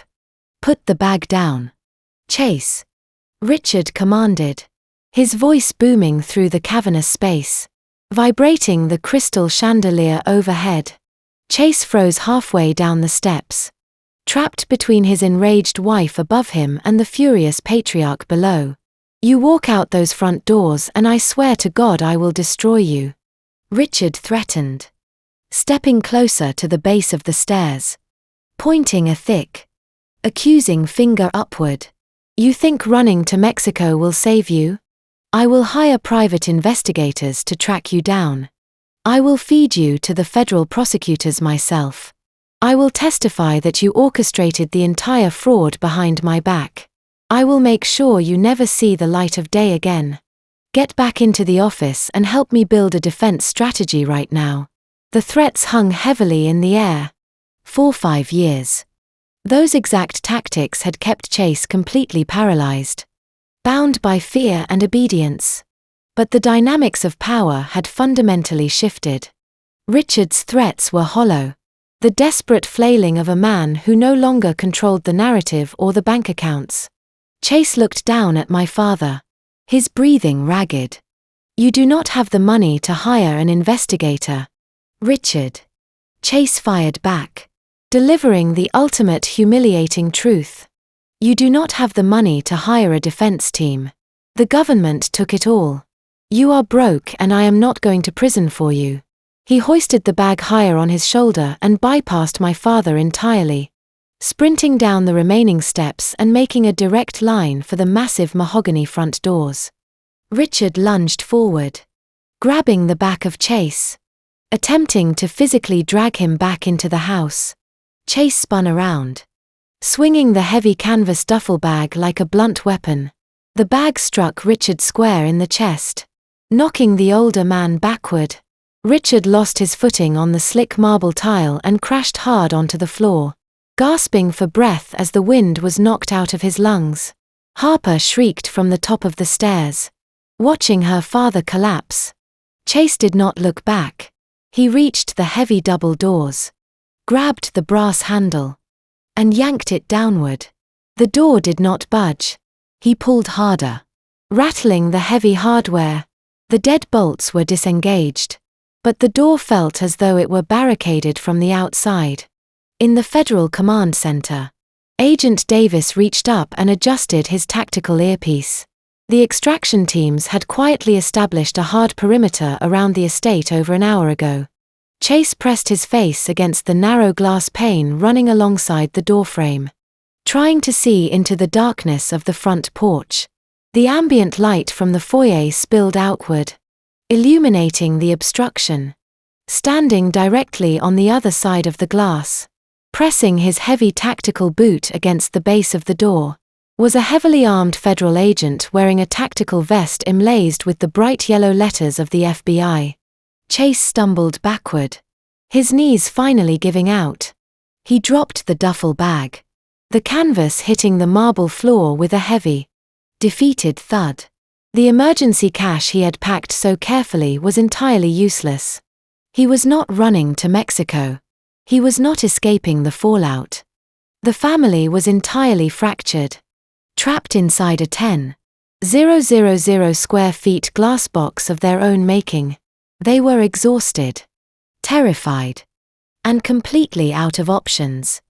Through the massive floor-to-ceiling windows of the foyer, the sky began to shift from pitch black to a deep bruising purple. The sun was beginning to peek over the Texas horizon, bringing with it the dawn of their absolute ruin. The soft purple bruising of the dawn sky rapidly surrendered to the harsh, unforgiving light of the Texas morning. Inside the command vehicle, I watched the digital clock on the console flip to 5:59. The perimeter had been secured in absolute silence, the tactical units waiting patiently in the shadows of the manicured landscaping. Inside the mansion, the audio feed transmitted the sound of a family suffocating in their own panic. Chase remained crumpled on the marble floor of the grand foyer, staring blankly at the brass handle of the front door he could not open. Richard was pacing frantically, his breathing labored, refusing to look at his son-in-law or his daughter. Harper sat huddled on the bottom step of the spiral staircase, sobbing into her hands, mourning the imminent loss of her status. They were waiting for a polite knock, expecting a pair of local detectives to arrive with clipboards to ask a few routine questions regarding an accounting error. They still harbored a microscopic shred of hope that my father could charm, negotiate, or bribe his way out of the crisis. At exactly 600 a.m., that microscopic shred of hope was annihilated. The heavy synchronized crunch of tactical tires tore across the pristine PA driveway. Half a dozen matte black unmarked federal SUVs surged onto the property, their engines roaring aggressively, breaking the quiet stillness of the affluent Woodlands neighborhood. The vehicles moved with precise military efficiency, executing a flawless blockade. 2 cruisers parked sideways across the custom wrought iron entrance gates, completely sealing off the only exit route. The remaining SUVs formed a tight semicircle around the grand front entrance. Inside the house, the sudden vibration of the heavy engines rattled the crystal chandelier hanging above the foyer. Richard stopped pacing. Harper raised her head from her hands. Chase squeezed his eyes shut, knowing exactly what the rumbling sound meant. The anticipated polite knock never arrived. A heavy, terrifying impact violently shook the entire facade of the house. The sound was deafening. A massive kinetic strike that splintered solid wood and shattered the surrounding decorative glass panes. A 2-man breach team had swung a 60-pound steel tactical ram directly into the center of the custom mahogany double doors. The heavy brass deadbolts sheared off the frame. The locks snapped instantly. The massive doors blew inward, the wood splintering and cracking loudly as they crashed against the interior marble walls. Federal Bureau of Investigation. Federal search warrant. The commanding voice of the lead agent boomed through a megaphone, cutting through the swirling dust and the panicked shrieks echoing inside the house. The sheer physical shock of the raid shattered their carefully constructed reality into 1,000 jagged pieces. The illusion of their untouchable corporate power evaporated in less than 5 seconds. Dozens of federal agents clad in dark tactical gear, Kevlar vests, and heavy helmets poured through the destroyed doorway. They moved with a terrifying practiced efficiency, fanning out across the sprawling ground floor. Their heavy mud-caked tactical boots trampled ruthlessly over the pristine imported Turkish rugs. They swept their mounted flashlights across the expensive leather furniture, the curated art pieces, and the terrified faces of my family. The contrast between the overwhelming display of federal force and the fragile, superficial luxury of the environment was staggering. My father had spent his entire life bullying competitors in boardrooms and intimidating waitstaff at country clubs. He had never faced an opponent he could not buy, leverage or scream into submission. Get on the ground. Keep your hands where I can see them. The commands echoed through the cavernous living space, sharp and unyielding. Sylvia, awakened by the violent breach, stumbled out of the master suite on the 2nd floor. She peered over the iron banister, her eyes widening in absolute horror as she watched armed strangers swarming her pristine sanctuary. The shock was too much for her heavily medicated system to process. She dropped to her knees right there on the landing, letting out a high-pitched, hysterical shriek that sounded more like a wounded animal than a high society matriarch. She buried her face in her hands, weeping for the immediate, violent death of her reputation.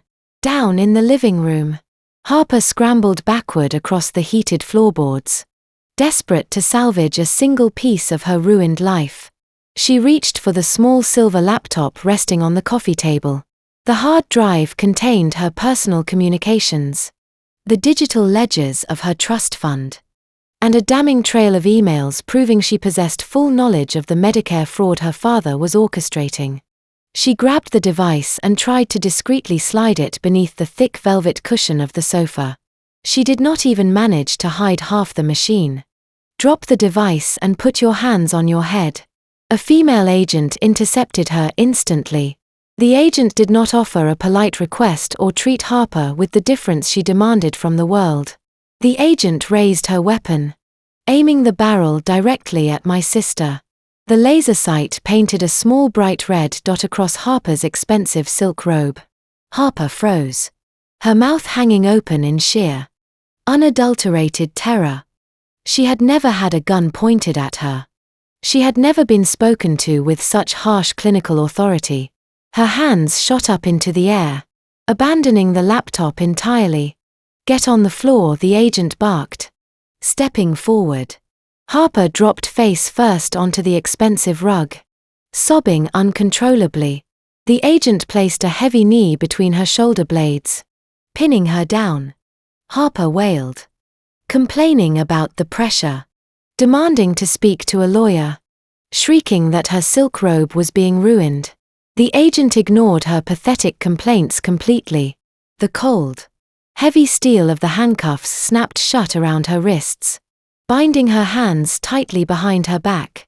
The golden child, the entitled sister who had hurled my purse into a muddy ravine and laughed while I was abandoned in the freezing fog, was now pinned to the floor, stripped of her pride, her freedom, and her power. Across the foyer, Richard attempted to assert his dying authority. He puffed out his chest, attempting to straighten his posture despite his disheveled appearance. He took a step toward the lead agent, pointing an arrogant finger in the air. "You listen to me," Richard bellowed, his voice lacking its usual booming resonance, cracking slightly under the pressure. "I am the CEO of Sterling Medical. I have powerful friends in this state. You are making a massive mistake. I want my attorney present before you touch another thing in my house." The lead agent did not flinch. He did not care about my father's corporate titles or his imaginary political connections. He saw a criminal standing in front of him. The agent stepped forward, grabbed Richard's extended arm, twisted it forcefully behind his back, and slammed the patriarch face first against the polished marble surface of the kitchen island. The heavy thud of his impact echoed loudly through the room. Richard gasped, his cheek pressed flat against the cold stone, the air rushing out of his lungs. "Save your breath," Richard, the agent growled, securing the cuffs around my father's wrists. "You are going to need it for the arraignment." The predators who had hunted me in the forest, the people who had weaponized my grief and threatened my late husband, were now weeping on the ground.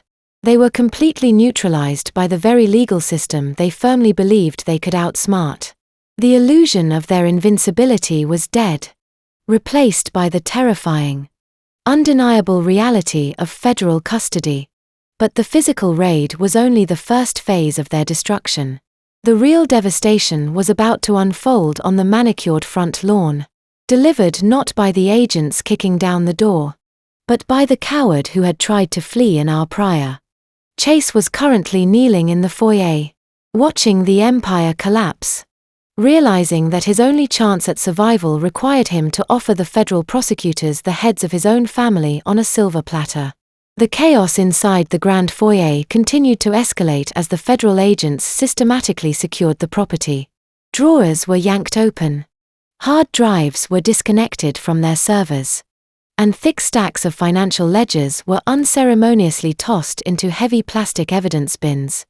The pristine environment my mother had meticulously curated for her high society galas was rapidly transforming into a chaotic crime scene.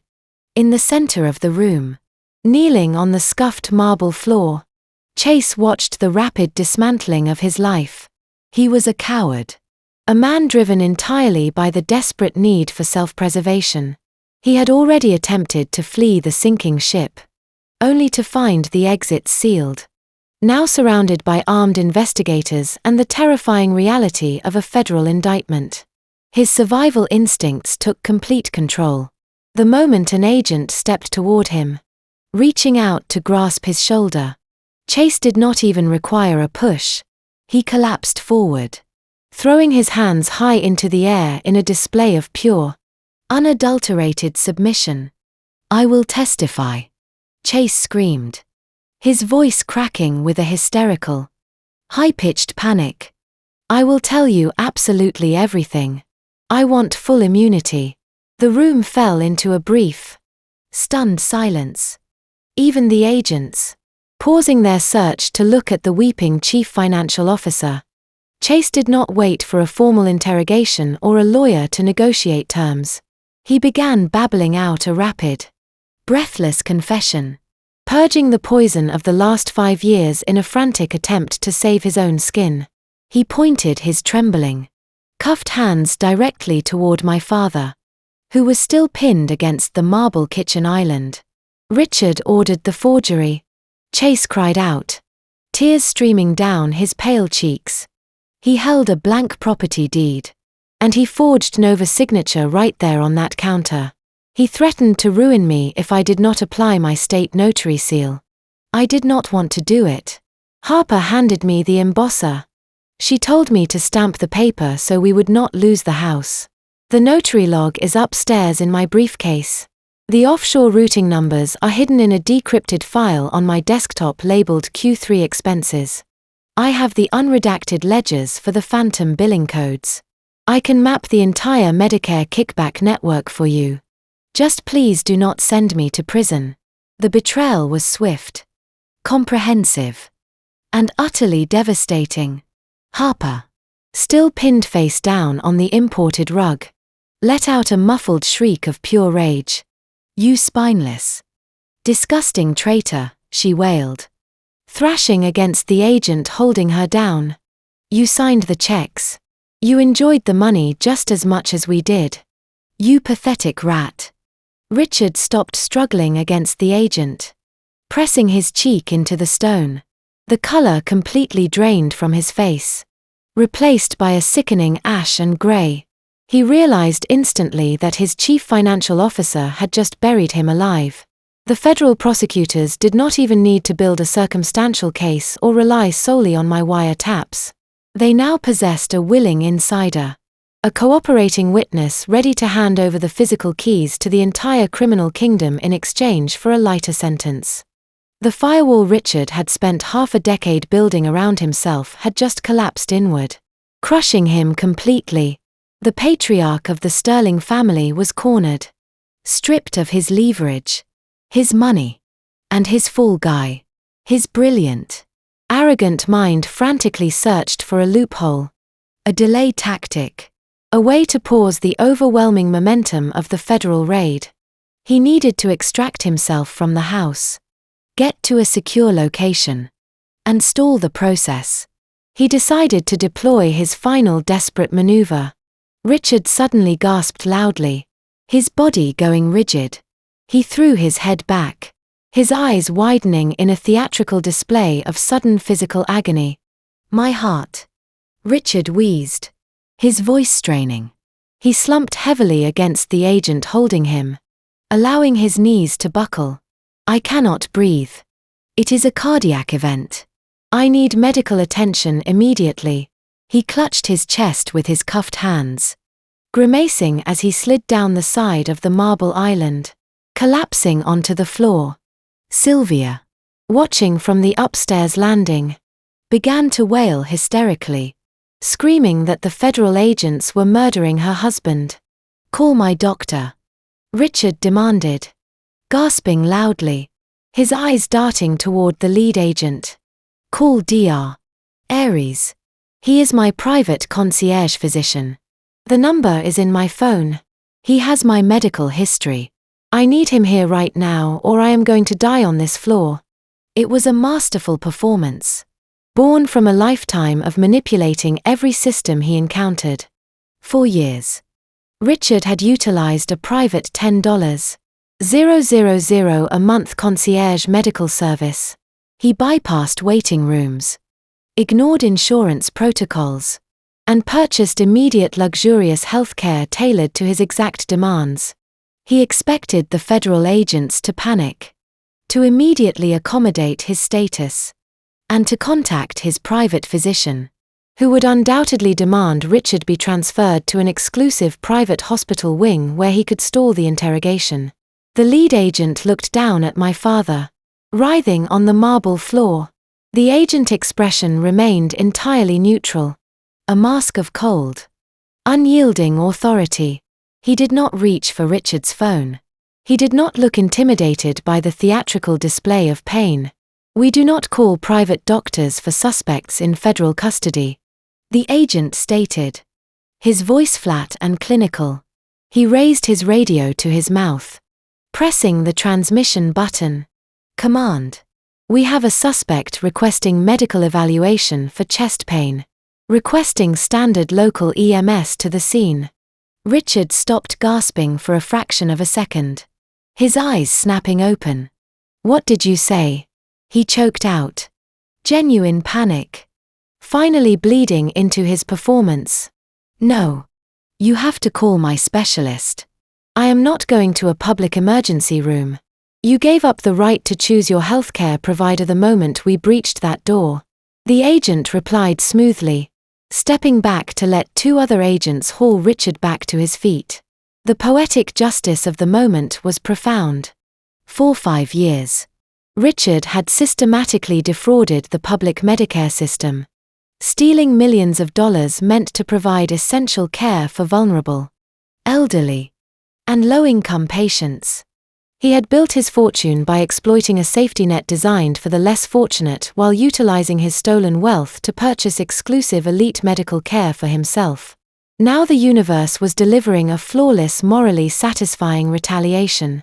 The wailing siren of a standard underfunded county ambulance echoed down the street approaching the estate. The paramedics who walked through the shattered front doors a few minutes later were not private specialists carrying catered medical bags. They were exhausted, overworked municipal first responders carrying a rigid standard-issue gurney. They did not ask Richard for his preference in hospitals or offer him a private suite. They roughly strapped his arms and legs to the hard plastic board, ignoring his frantic demands to contact his attorney or his concierge doctor. "I am a wealthy man," Richard shouted, his voice cracking as they wheeled him across the grand foyer. "You cannot take me to a county hospital. I demand to be transferred to the private wing at St. Luke's." The paramedics ignored his arrogant demands entirely, focusing purely on their protocol. They rolled the gurney out the front door, the wheels bumping harshly over the threshold. They tossed him unceremoniously into the back of the municipal vehicle, a stark clinical box illuminated by harsh fluorescent lights. The heavy rear doors of the ambulance slammed shut, cutting off his shouts completely. The man who had stolen millions from the public healthcare system was now securely strapped to a gurney.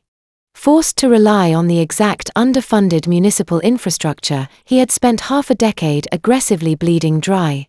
The poetic execution of his capture was flawless. As the ambulance pulled away, its siren wailing into the crisp morning air, the heavy passenger door of the Federal Command vehicle parked on the edge of the crushed lawn slowly swung open. It was time for me to step out of the shadows and deliver the final devastating blow to the family members left crying on the driveway. The physical raid was complete, but the psychological annihilation was only just beginning.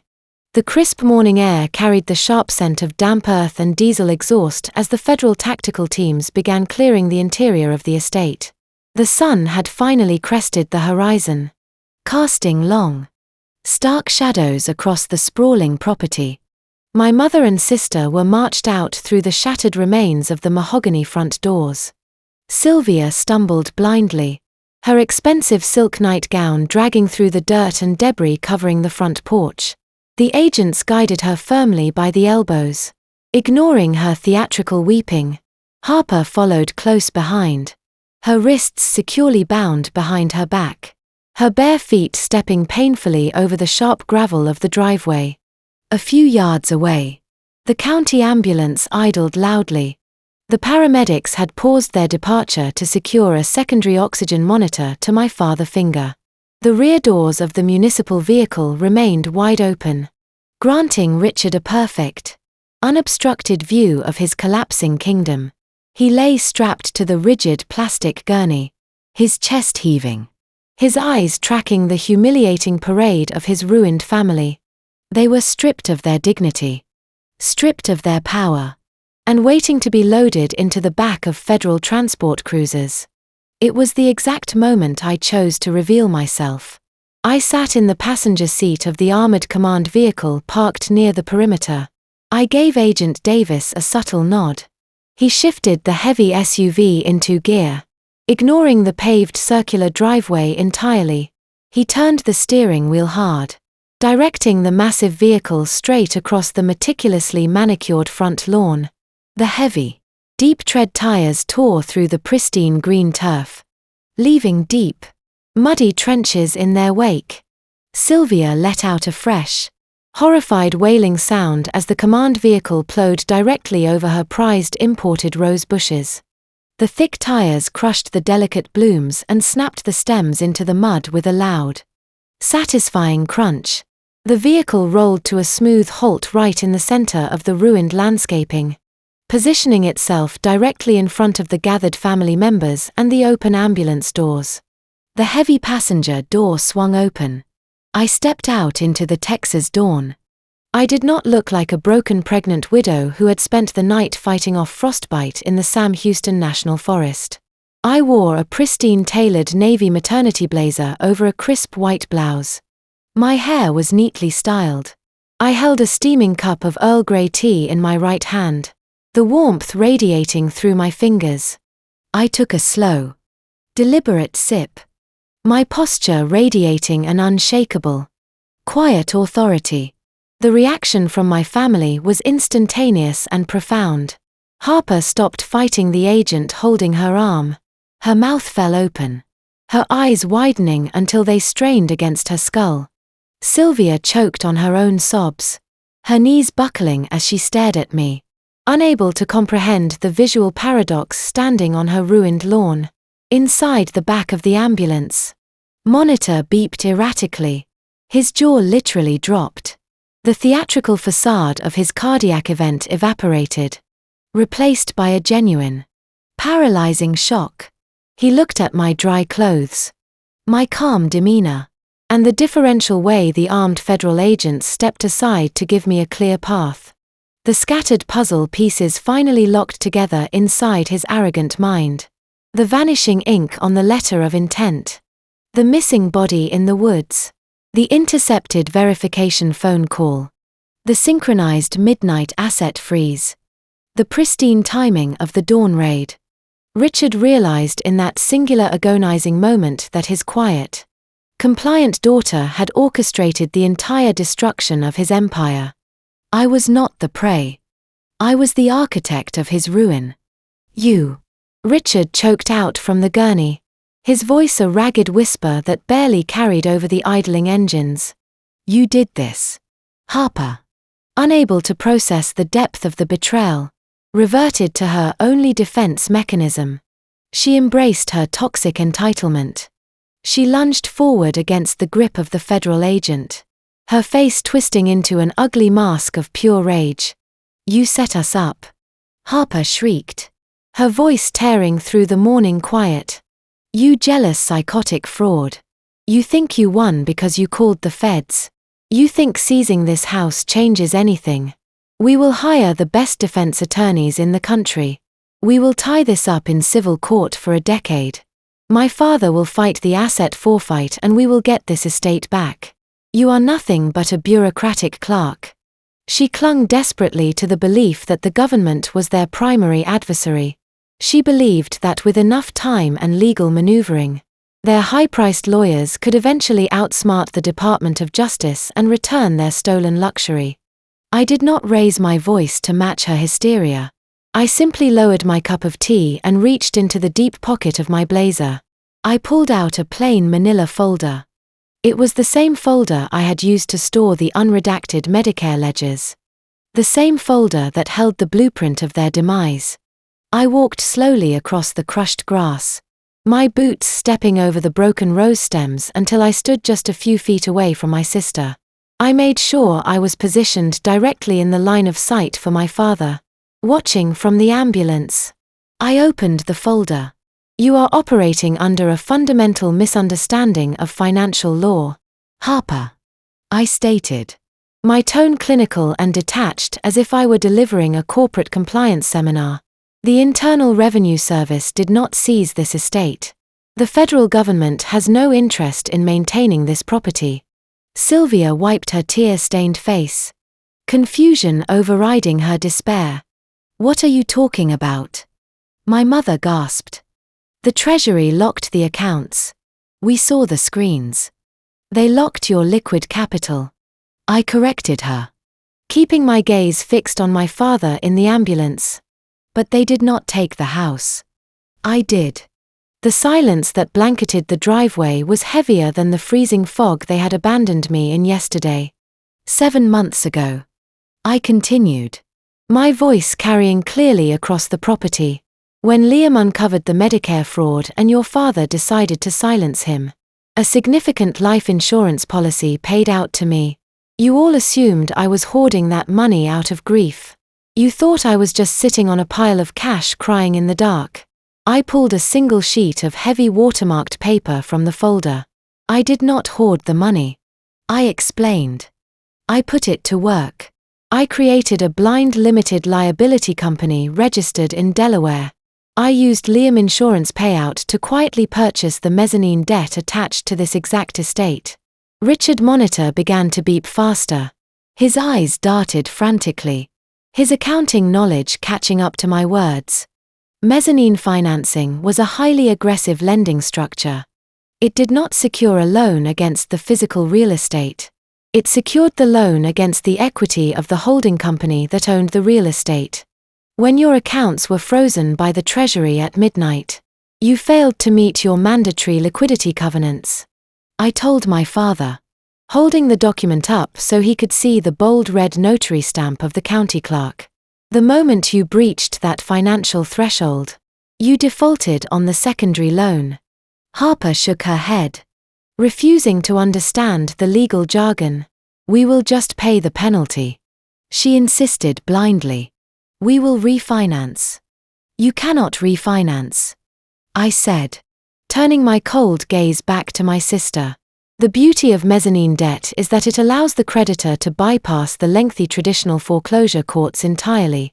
Upon a single default, the lender immediately assumes full ownership of the holding company.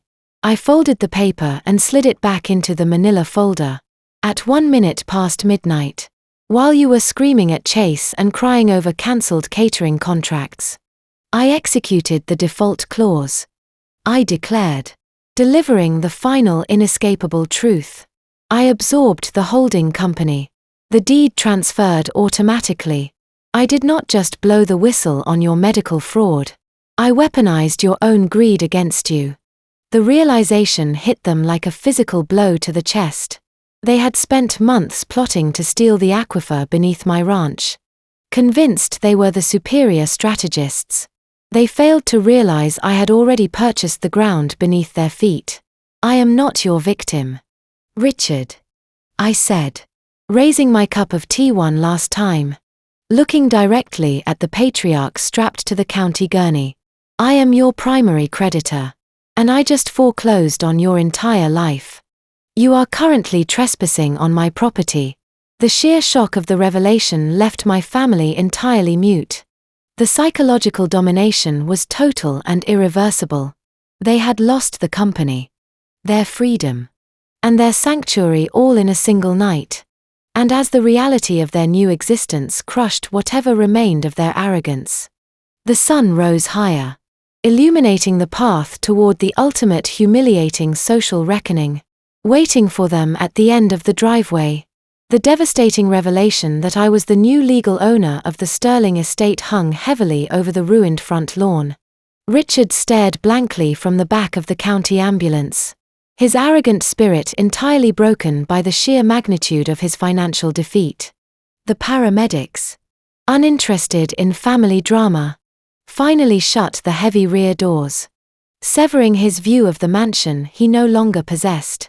The ambulance engine roared and the vehicle pulled away, its siren wailing as it carried the disgraced CEO toward a stark, underfunded public hospital. As the ambulance cleared the driveway, the federal agents resumed their organized processing of the remaining prisoners. The sun was now fully up, casting bright, unforgiving light across the affluent Woodlands neighborhood. The commotion of the tactical breach and the flashing light bars had shattered the quiet, insulated morning routine of the surrounding estates.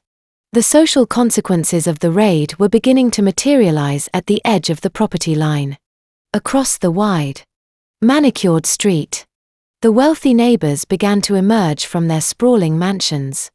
These were the country club executives, the charity board members, and the elite socialites my mother had spent decades desperately trying to impress. They stood on their expansive lawns, clad in expensive silk robes and designer slippers, clutching cups of artisan coffee. But they were not walking over to offer assistance or express concern. They were holding up their smartphones. The camera lenses focused directly on my handcuffed family. The digital recording of their downfall had officially commenced. Sylvia, noticing the growing crowd of spectators, let out a horrified gasp. The matriarch, who meticulously curated her public image, who agonized over table settings and floral arrangements, was now providing the neighborhood with the ultimate morning spectacle. Her silk nightgown was stained with dirt.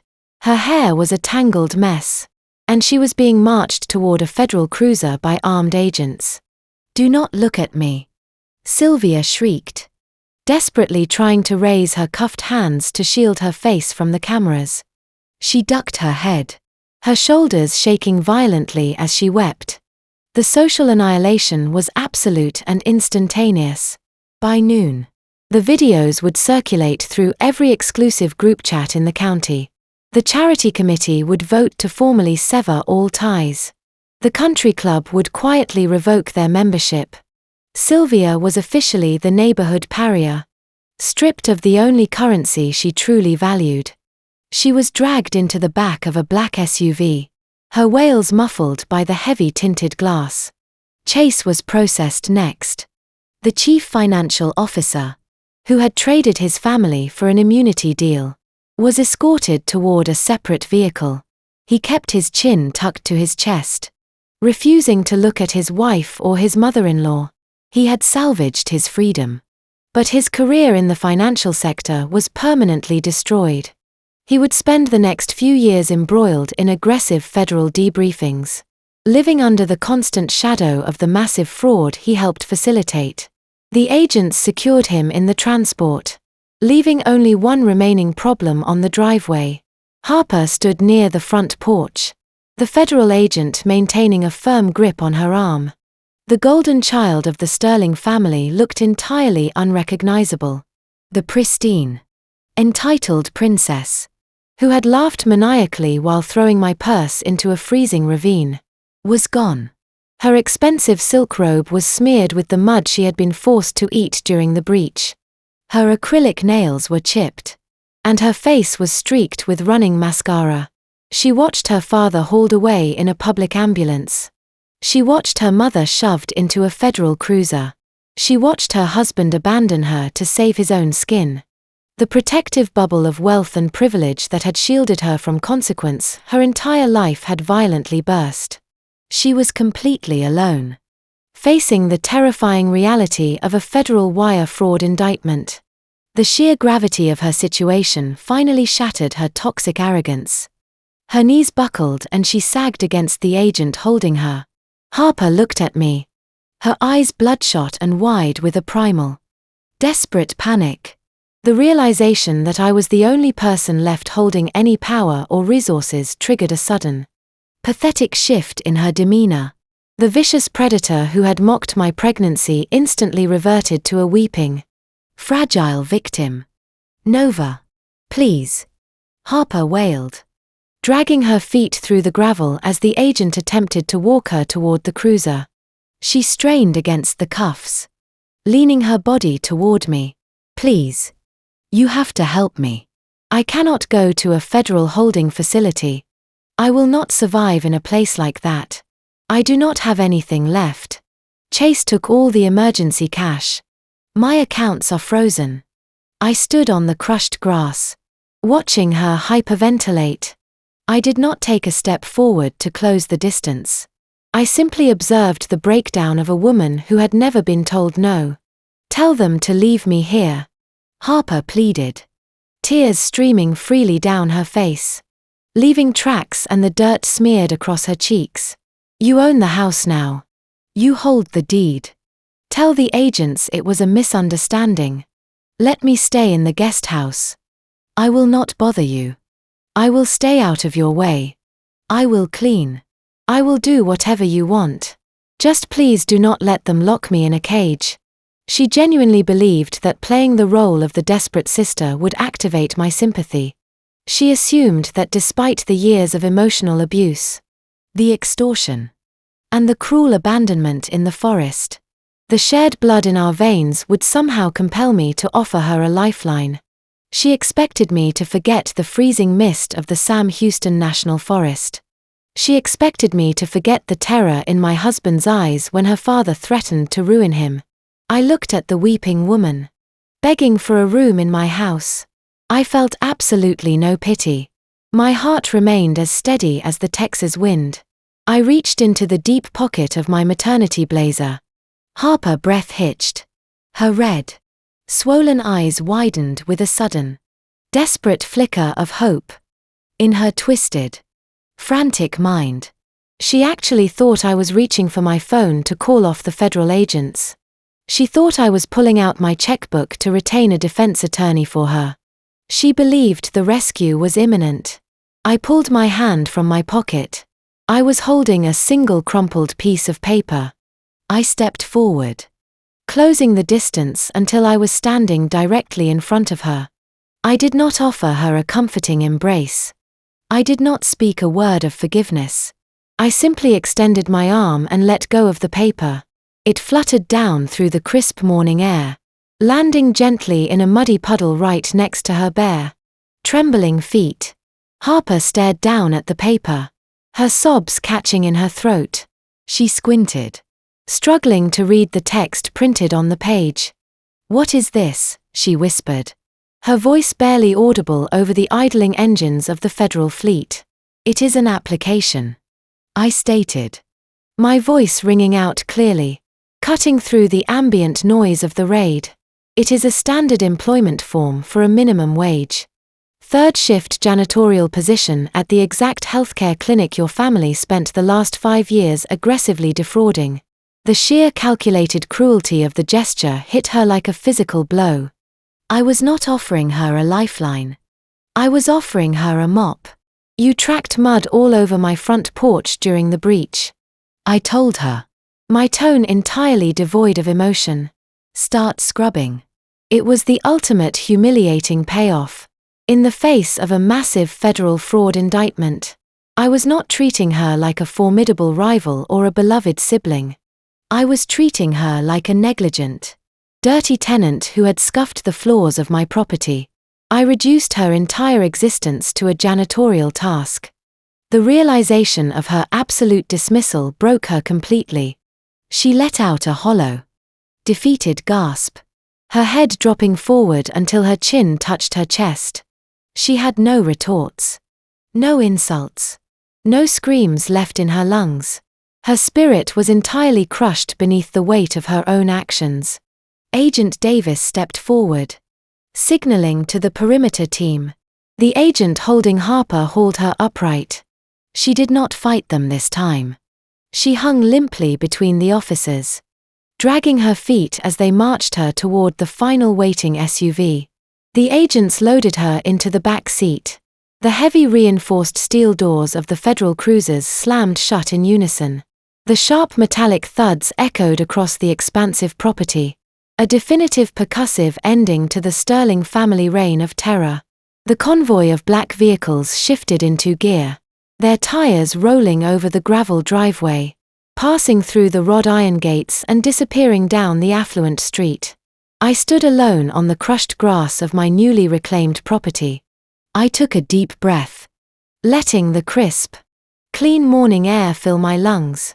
The toxic weight that had suffocated me for 31 years was finally gone, carried away by the wailing sirens fading softly into the distance. The predators had been removed from the forest, leaving behind a profound, unshakable peace.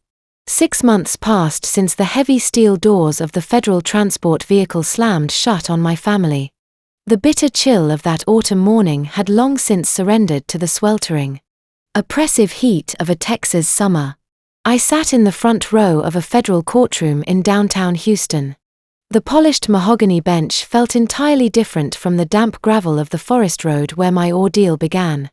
The austere, quiet dignity of the courthouse replaced the chaotic shouting of the Woodlands estate. I adjusted my posture, feeling a warm, steady weight resting against my chest. My newborn son slept peacefully in his carrier. He possessed a tuft of dark hair and the exact calm, steady demeanor of his father. Holding him grounded my soul. The crippling grief that consumed my pregnancy had transformed into a fierce, undeniable strength. I was no longer the vulnerable target my relatives tried to exploit.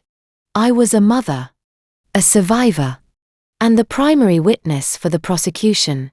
The heavy oak doors beside the judge bench swung inward, cutting through the low murmur of the gallery.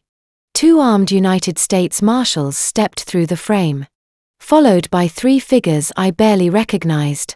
The contrast between my new reality and their ruin was striking. Richard walked in first. The imposing corporate patriarch who used to terrorize boardrooms and custom Italian suits had vanished. He shuffled forward in a bright orange Department of Corrections jumpsuit, his wrists bound by heavy steel chains that clinked softly with every step. The stress of the last half year in a federal holding facility aged him a full decade. His hair, once thick and styled, was now thin and grey.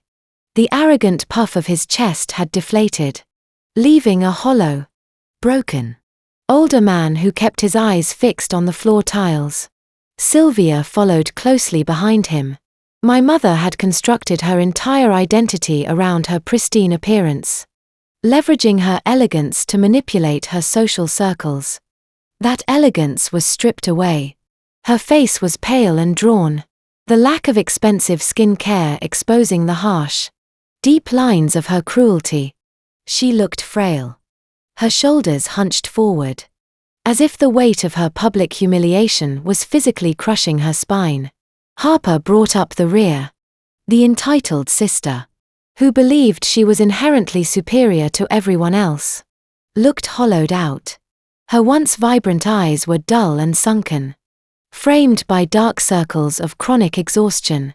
The smug smirk she wore while throwing my belongings into a ditch was a distant memory. As she shuffled toward the defense table, the chains around her ankles scraping against the floor, she looked small and pathetic. A sudden hush fell over the room as the federal judge, a stern man with decades of experience dismantling white-collar criminal networks, took his seat at the elevated bench. He arranged the thick stack of sentencing reports, his expression grim. The judge struck his wooden gavel, the sharp crack signaling the end of the line. The court spent weeks reviewing a staggering mountain of evidence. The sheer scale of the fraud orchestrated by sterling medical supplies, coupled with the profound disregard for basic human decency, left the prosecution with little need to negotiate. Chase had delivered on his promise. He took the witness stand and provided a flawless, heavily documented roadmap of every single dime they stole, every fake billing code they submitted, and every signature they forged. His comprehensive cooperation secured his own immunity, but it guaranteed the destruction of his in-laws. The judge did not hesitate. He looked directly at my father and delivered a 15-year sentence in a federal penitentiary. Richard swayed on his feet, the number hitting him like a physical blow to the stomach. Given his advanced age, it was a life sentence. He collapsed back into his chair, his eyes vacant.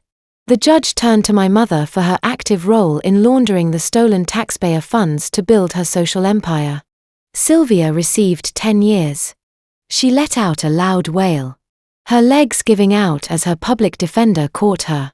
Finally, the judge addressed Harper, citing her documented history of attempting to destroy evidence and her lack of remorse. He handed down a 7-year sentence in a maximum security facility. Harper simply stared ahead, paralyzed by shock. The gavel fell a final time. Bailiffs moved in to secure the prisoners and guide them toward the holding cells. As a tall officer approached Sylvia, she suddenly dug her heels into the floor. She looked frantically over her shoulder, her tear-stained eyes scanning the gallery until they locked onto me. I stood up gently, adjusting my son's soft blanket, preparing to walk out into the sunlight. "Wait," Sylvia pleaded, her voice cracking with pure desperation. She reached her shackled hands out toward the wooden partition, dividing the gallery from the defense area. She turned her face to the armed bailiff. "Please, officer, just give me 1 minute. Let me speak to my daughter." The bailiff hesitated, placing a firm hand on her shoulder. But he gave me a questioning glance. I stood perfectly still in the aisle. A part of me wanted to turn my back and never look at her again. But another part of me needed to witness the true end of her manipulation. I gave the officer a small nod. He allowed her to step toward the divider. I walked slowly down the aisle, stopping a few feet away from the wooden barrier. Up close, her devastation was even more pronounced. She looked at my face. Then her eyes dropped to the bundle in my arms. "Nova," Sylvia gasped, her breath catching in her throat. "The baby. He is beautiful." I did not offer a smile. I did not step closer to let her see her grandson. I just stared at her, my expression a mask of cold indifference. Her attempt to use my child to soften my resolve was predictable. "What do you want, Sylvia?"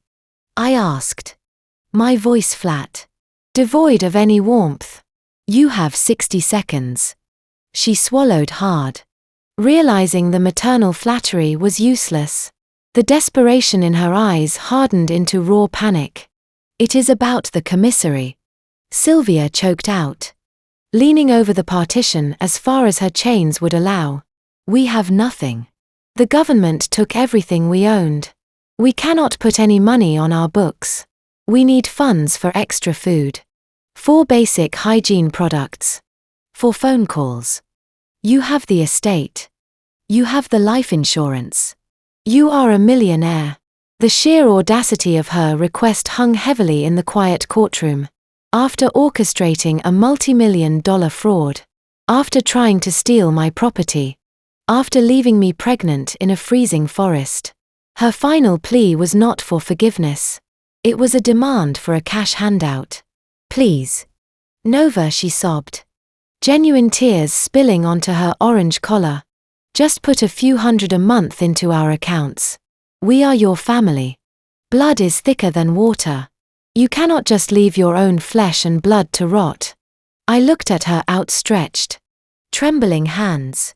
I thought about the biting cold of the Sam Houston National Forest, the sound of their tires spinning in the gravel, and the terrifying silence of being discarded by the people who were supposed to love me. "You want to talk about blood?" I said, my voice echoing clearly in the vast space. "You think sharing genetics gives you a permanent pass to destroy my life without consequence. You think that because you gave birth to me, I owe you my obedience and my money." I took a deliberate step backward, increasing the physical and emotional distance between us. "Family does not leave a pregnant widow in the woods to freeze," I stated, the words landing like heavy stones. "Family does not forge signatures, manipulate grief, or cannibalize their own children to buy designer clothes. You only valued the people around you based on what you could extract from them."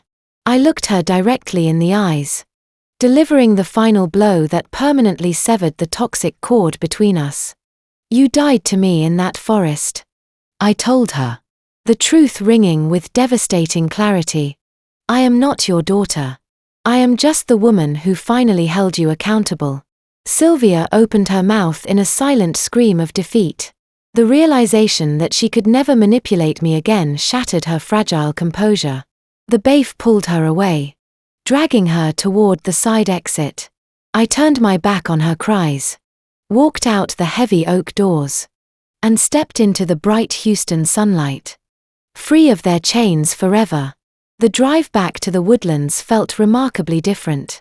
The dark, oppressive energy that used to choke the Sterling estate had evaporated. The heavy iron gates stood wide open, welcoming us home. Using the remaining funds from Liam's insurance payout, I had gutted the sprawling McMansion, stripping away the gaudy, stolen luxury. The property was now officially rebranded as the Aquifer Safe Haven. It serves as a fully funded sanctuary and resource center designed specifically for victims of financial and familial abuse.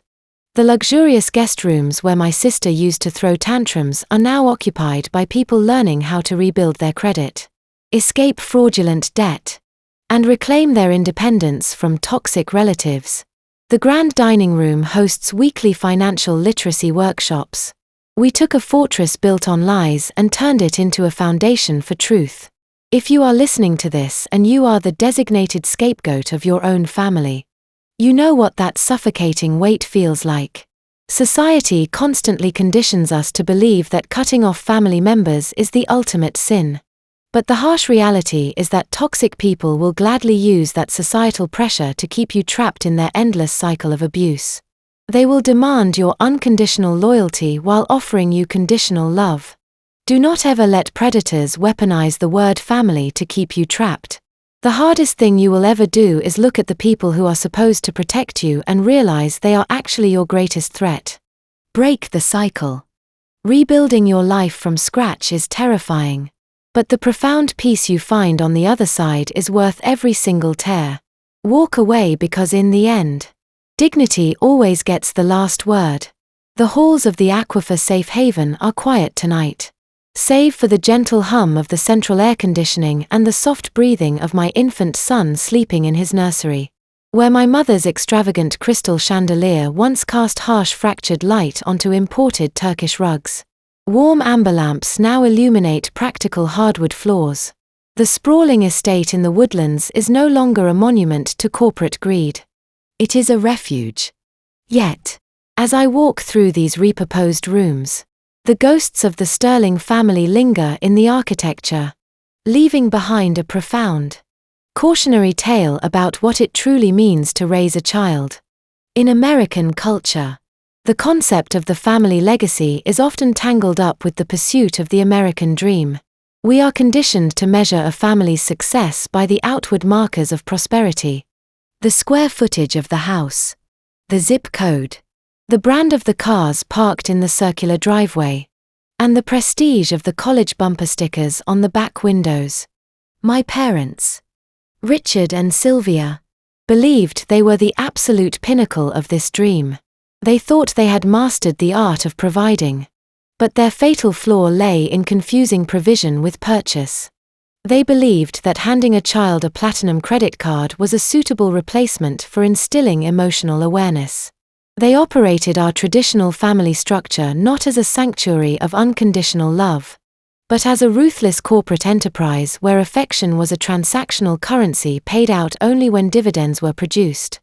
When I look down at my son, I realized that the most terrifying responsibility of parenting is not securing a financial trust fund. It is establishing an emotional baseline, a child's first understanding of fairness, honesty, and justice is forged entirely within the walls of their home. Consider my sister Harper. She was the designated golden child, shielded from consequence and elevated on a pedestal built from stolen Medicare funds. My parents thought they were protecting her by ensuring she never had to hear the word no. They showered her with material luxury, believing that giving her the world would make her strong. Instead, the absence of boundaries left her dangerously fragile. Without the foundational lessons of fairness and personal accountability, Harper grew into an adult who possessed no internal compass. When the artificial wealth evaporated, she crumbled, entirely unequipped to navigate a reality where she could not buy her way out of trouble. By shielding her from failure, my parents robbed her of resilience. Parenting requires the courage to let your children face the natural consequences of their actions. It demands that we teach them the difference between right and wrong, not simply what is legally permissible or socially advantageous. Honesty is not just a moral ideal. It is the structural integrity of the human mind. When a family is built on lies, on forged signatures, phantom billing codes, and superficial charity galas, the foundation inevitably rots from the inside out. I want my son to grow up understanding that his worth is not tied to a balance sheet. I want him to know that a man's true legacy is measured by how he treats those who can offer him nothing in return. If my father had possessed even a fraction of that emotional awareness, he would have looked at Liam, an honest auditor trying to do the right thing, and seen a man worthy of respect. Instead, Richard saw an obstacle to his wealth. He lacked the empathy required to understand the sacred duty of a father, which is to shelter the young from the storm, not to drive them into the freezing woods and leave them to the elements. The traditional family structure is meant to be the ultimate safe harbor. It is designed to be the place where we learn how to navigate the complex, often harsh realities of the world. When parents weaponize their authority, playing siblings against one another or using guilt to enforce loyalty, they pervert that sacred structure. They raise children who view the world as a battlefield, constantly scanning the horizon for the next betrayal. As I stand on the back porch of this estate, looking out into the darkness where the dry, broken fountain sits idle, I am reminded of the natural aquifer resting hundreds of feet below the soil of my ranch. The fountain was loud, flashy, and entirely artificial. It relied on stolen electricity and hidden pumps to maintain its illusion. The aquifer, however, is silent. It is deep, ancient, and undeniably real. It sustains life without demanding an audience. That is the kind of guidance I intend to offer my son. I will not raise him to be a fountain. I will teach him to be an aquifer. He will learn that integrity is quiet, that true strength does not require an audience, and that fairness is the only currency that never depreciates. He will know that family responsibility means standing by the truth, even when the truth is inconvenient. Breaking generational trauma is a lonely, exhausting endeavor. It requires you to look at the people who gave you life and recognize that their blueprint is fundamentally flawed. It demands the strength to tear down the house you grew up in and rebuild it brick by brick, using honesty and emotional awareness as your mortar. If you are navigating this difficult terrain, if you are currently untangling the roots of your own family tree and realizing that the soil has been poisoned, you are not alone. It takes immense courage to walk away from the familiar comfort of dysfunction. I invite you to join a community of survivors who are rewriting their own legacies. Subscribe to Revenge Order, where we share the stories of those who refuse to let toxic entitlement dictate their future. Leave a comment below about the moment you realized your family's definition of loyalty was actually just a demand for surrender. The night air is still now. The sirens are a distant memory and the sprawling estate is finally at peace. Yet, as I look out over the dark expanse of the front lawn, where the tire tracks from the federal raid have long since been filled with fresh soil, a quiet question lingers in the shadows. We spend our lives trying to escape the ghosts of our parents, swearing we will never repeat their mistakes. But as the wind rustles the new rose bushes I planted just last week, I have to wonder, do we ever truly scrub the foundation clean?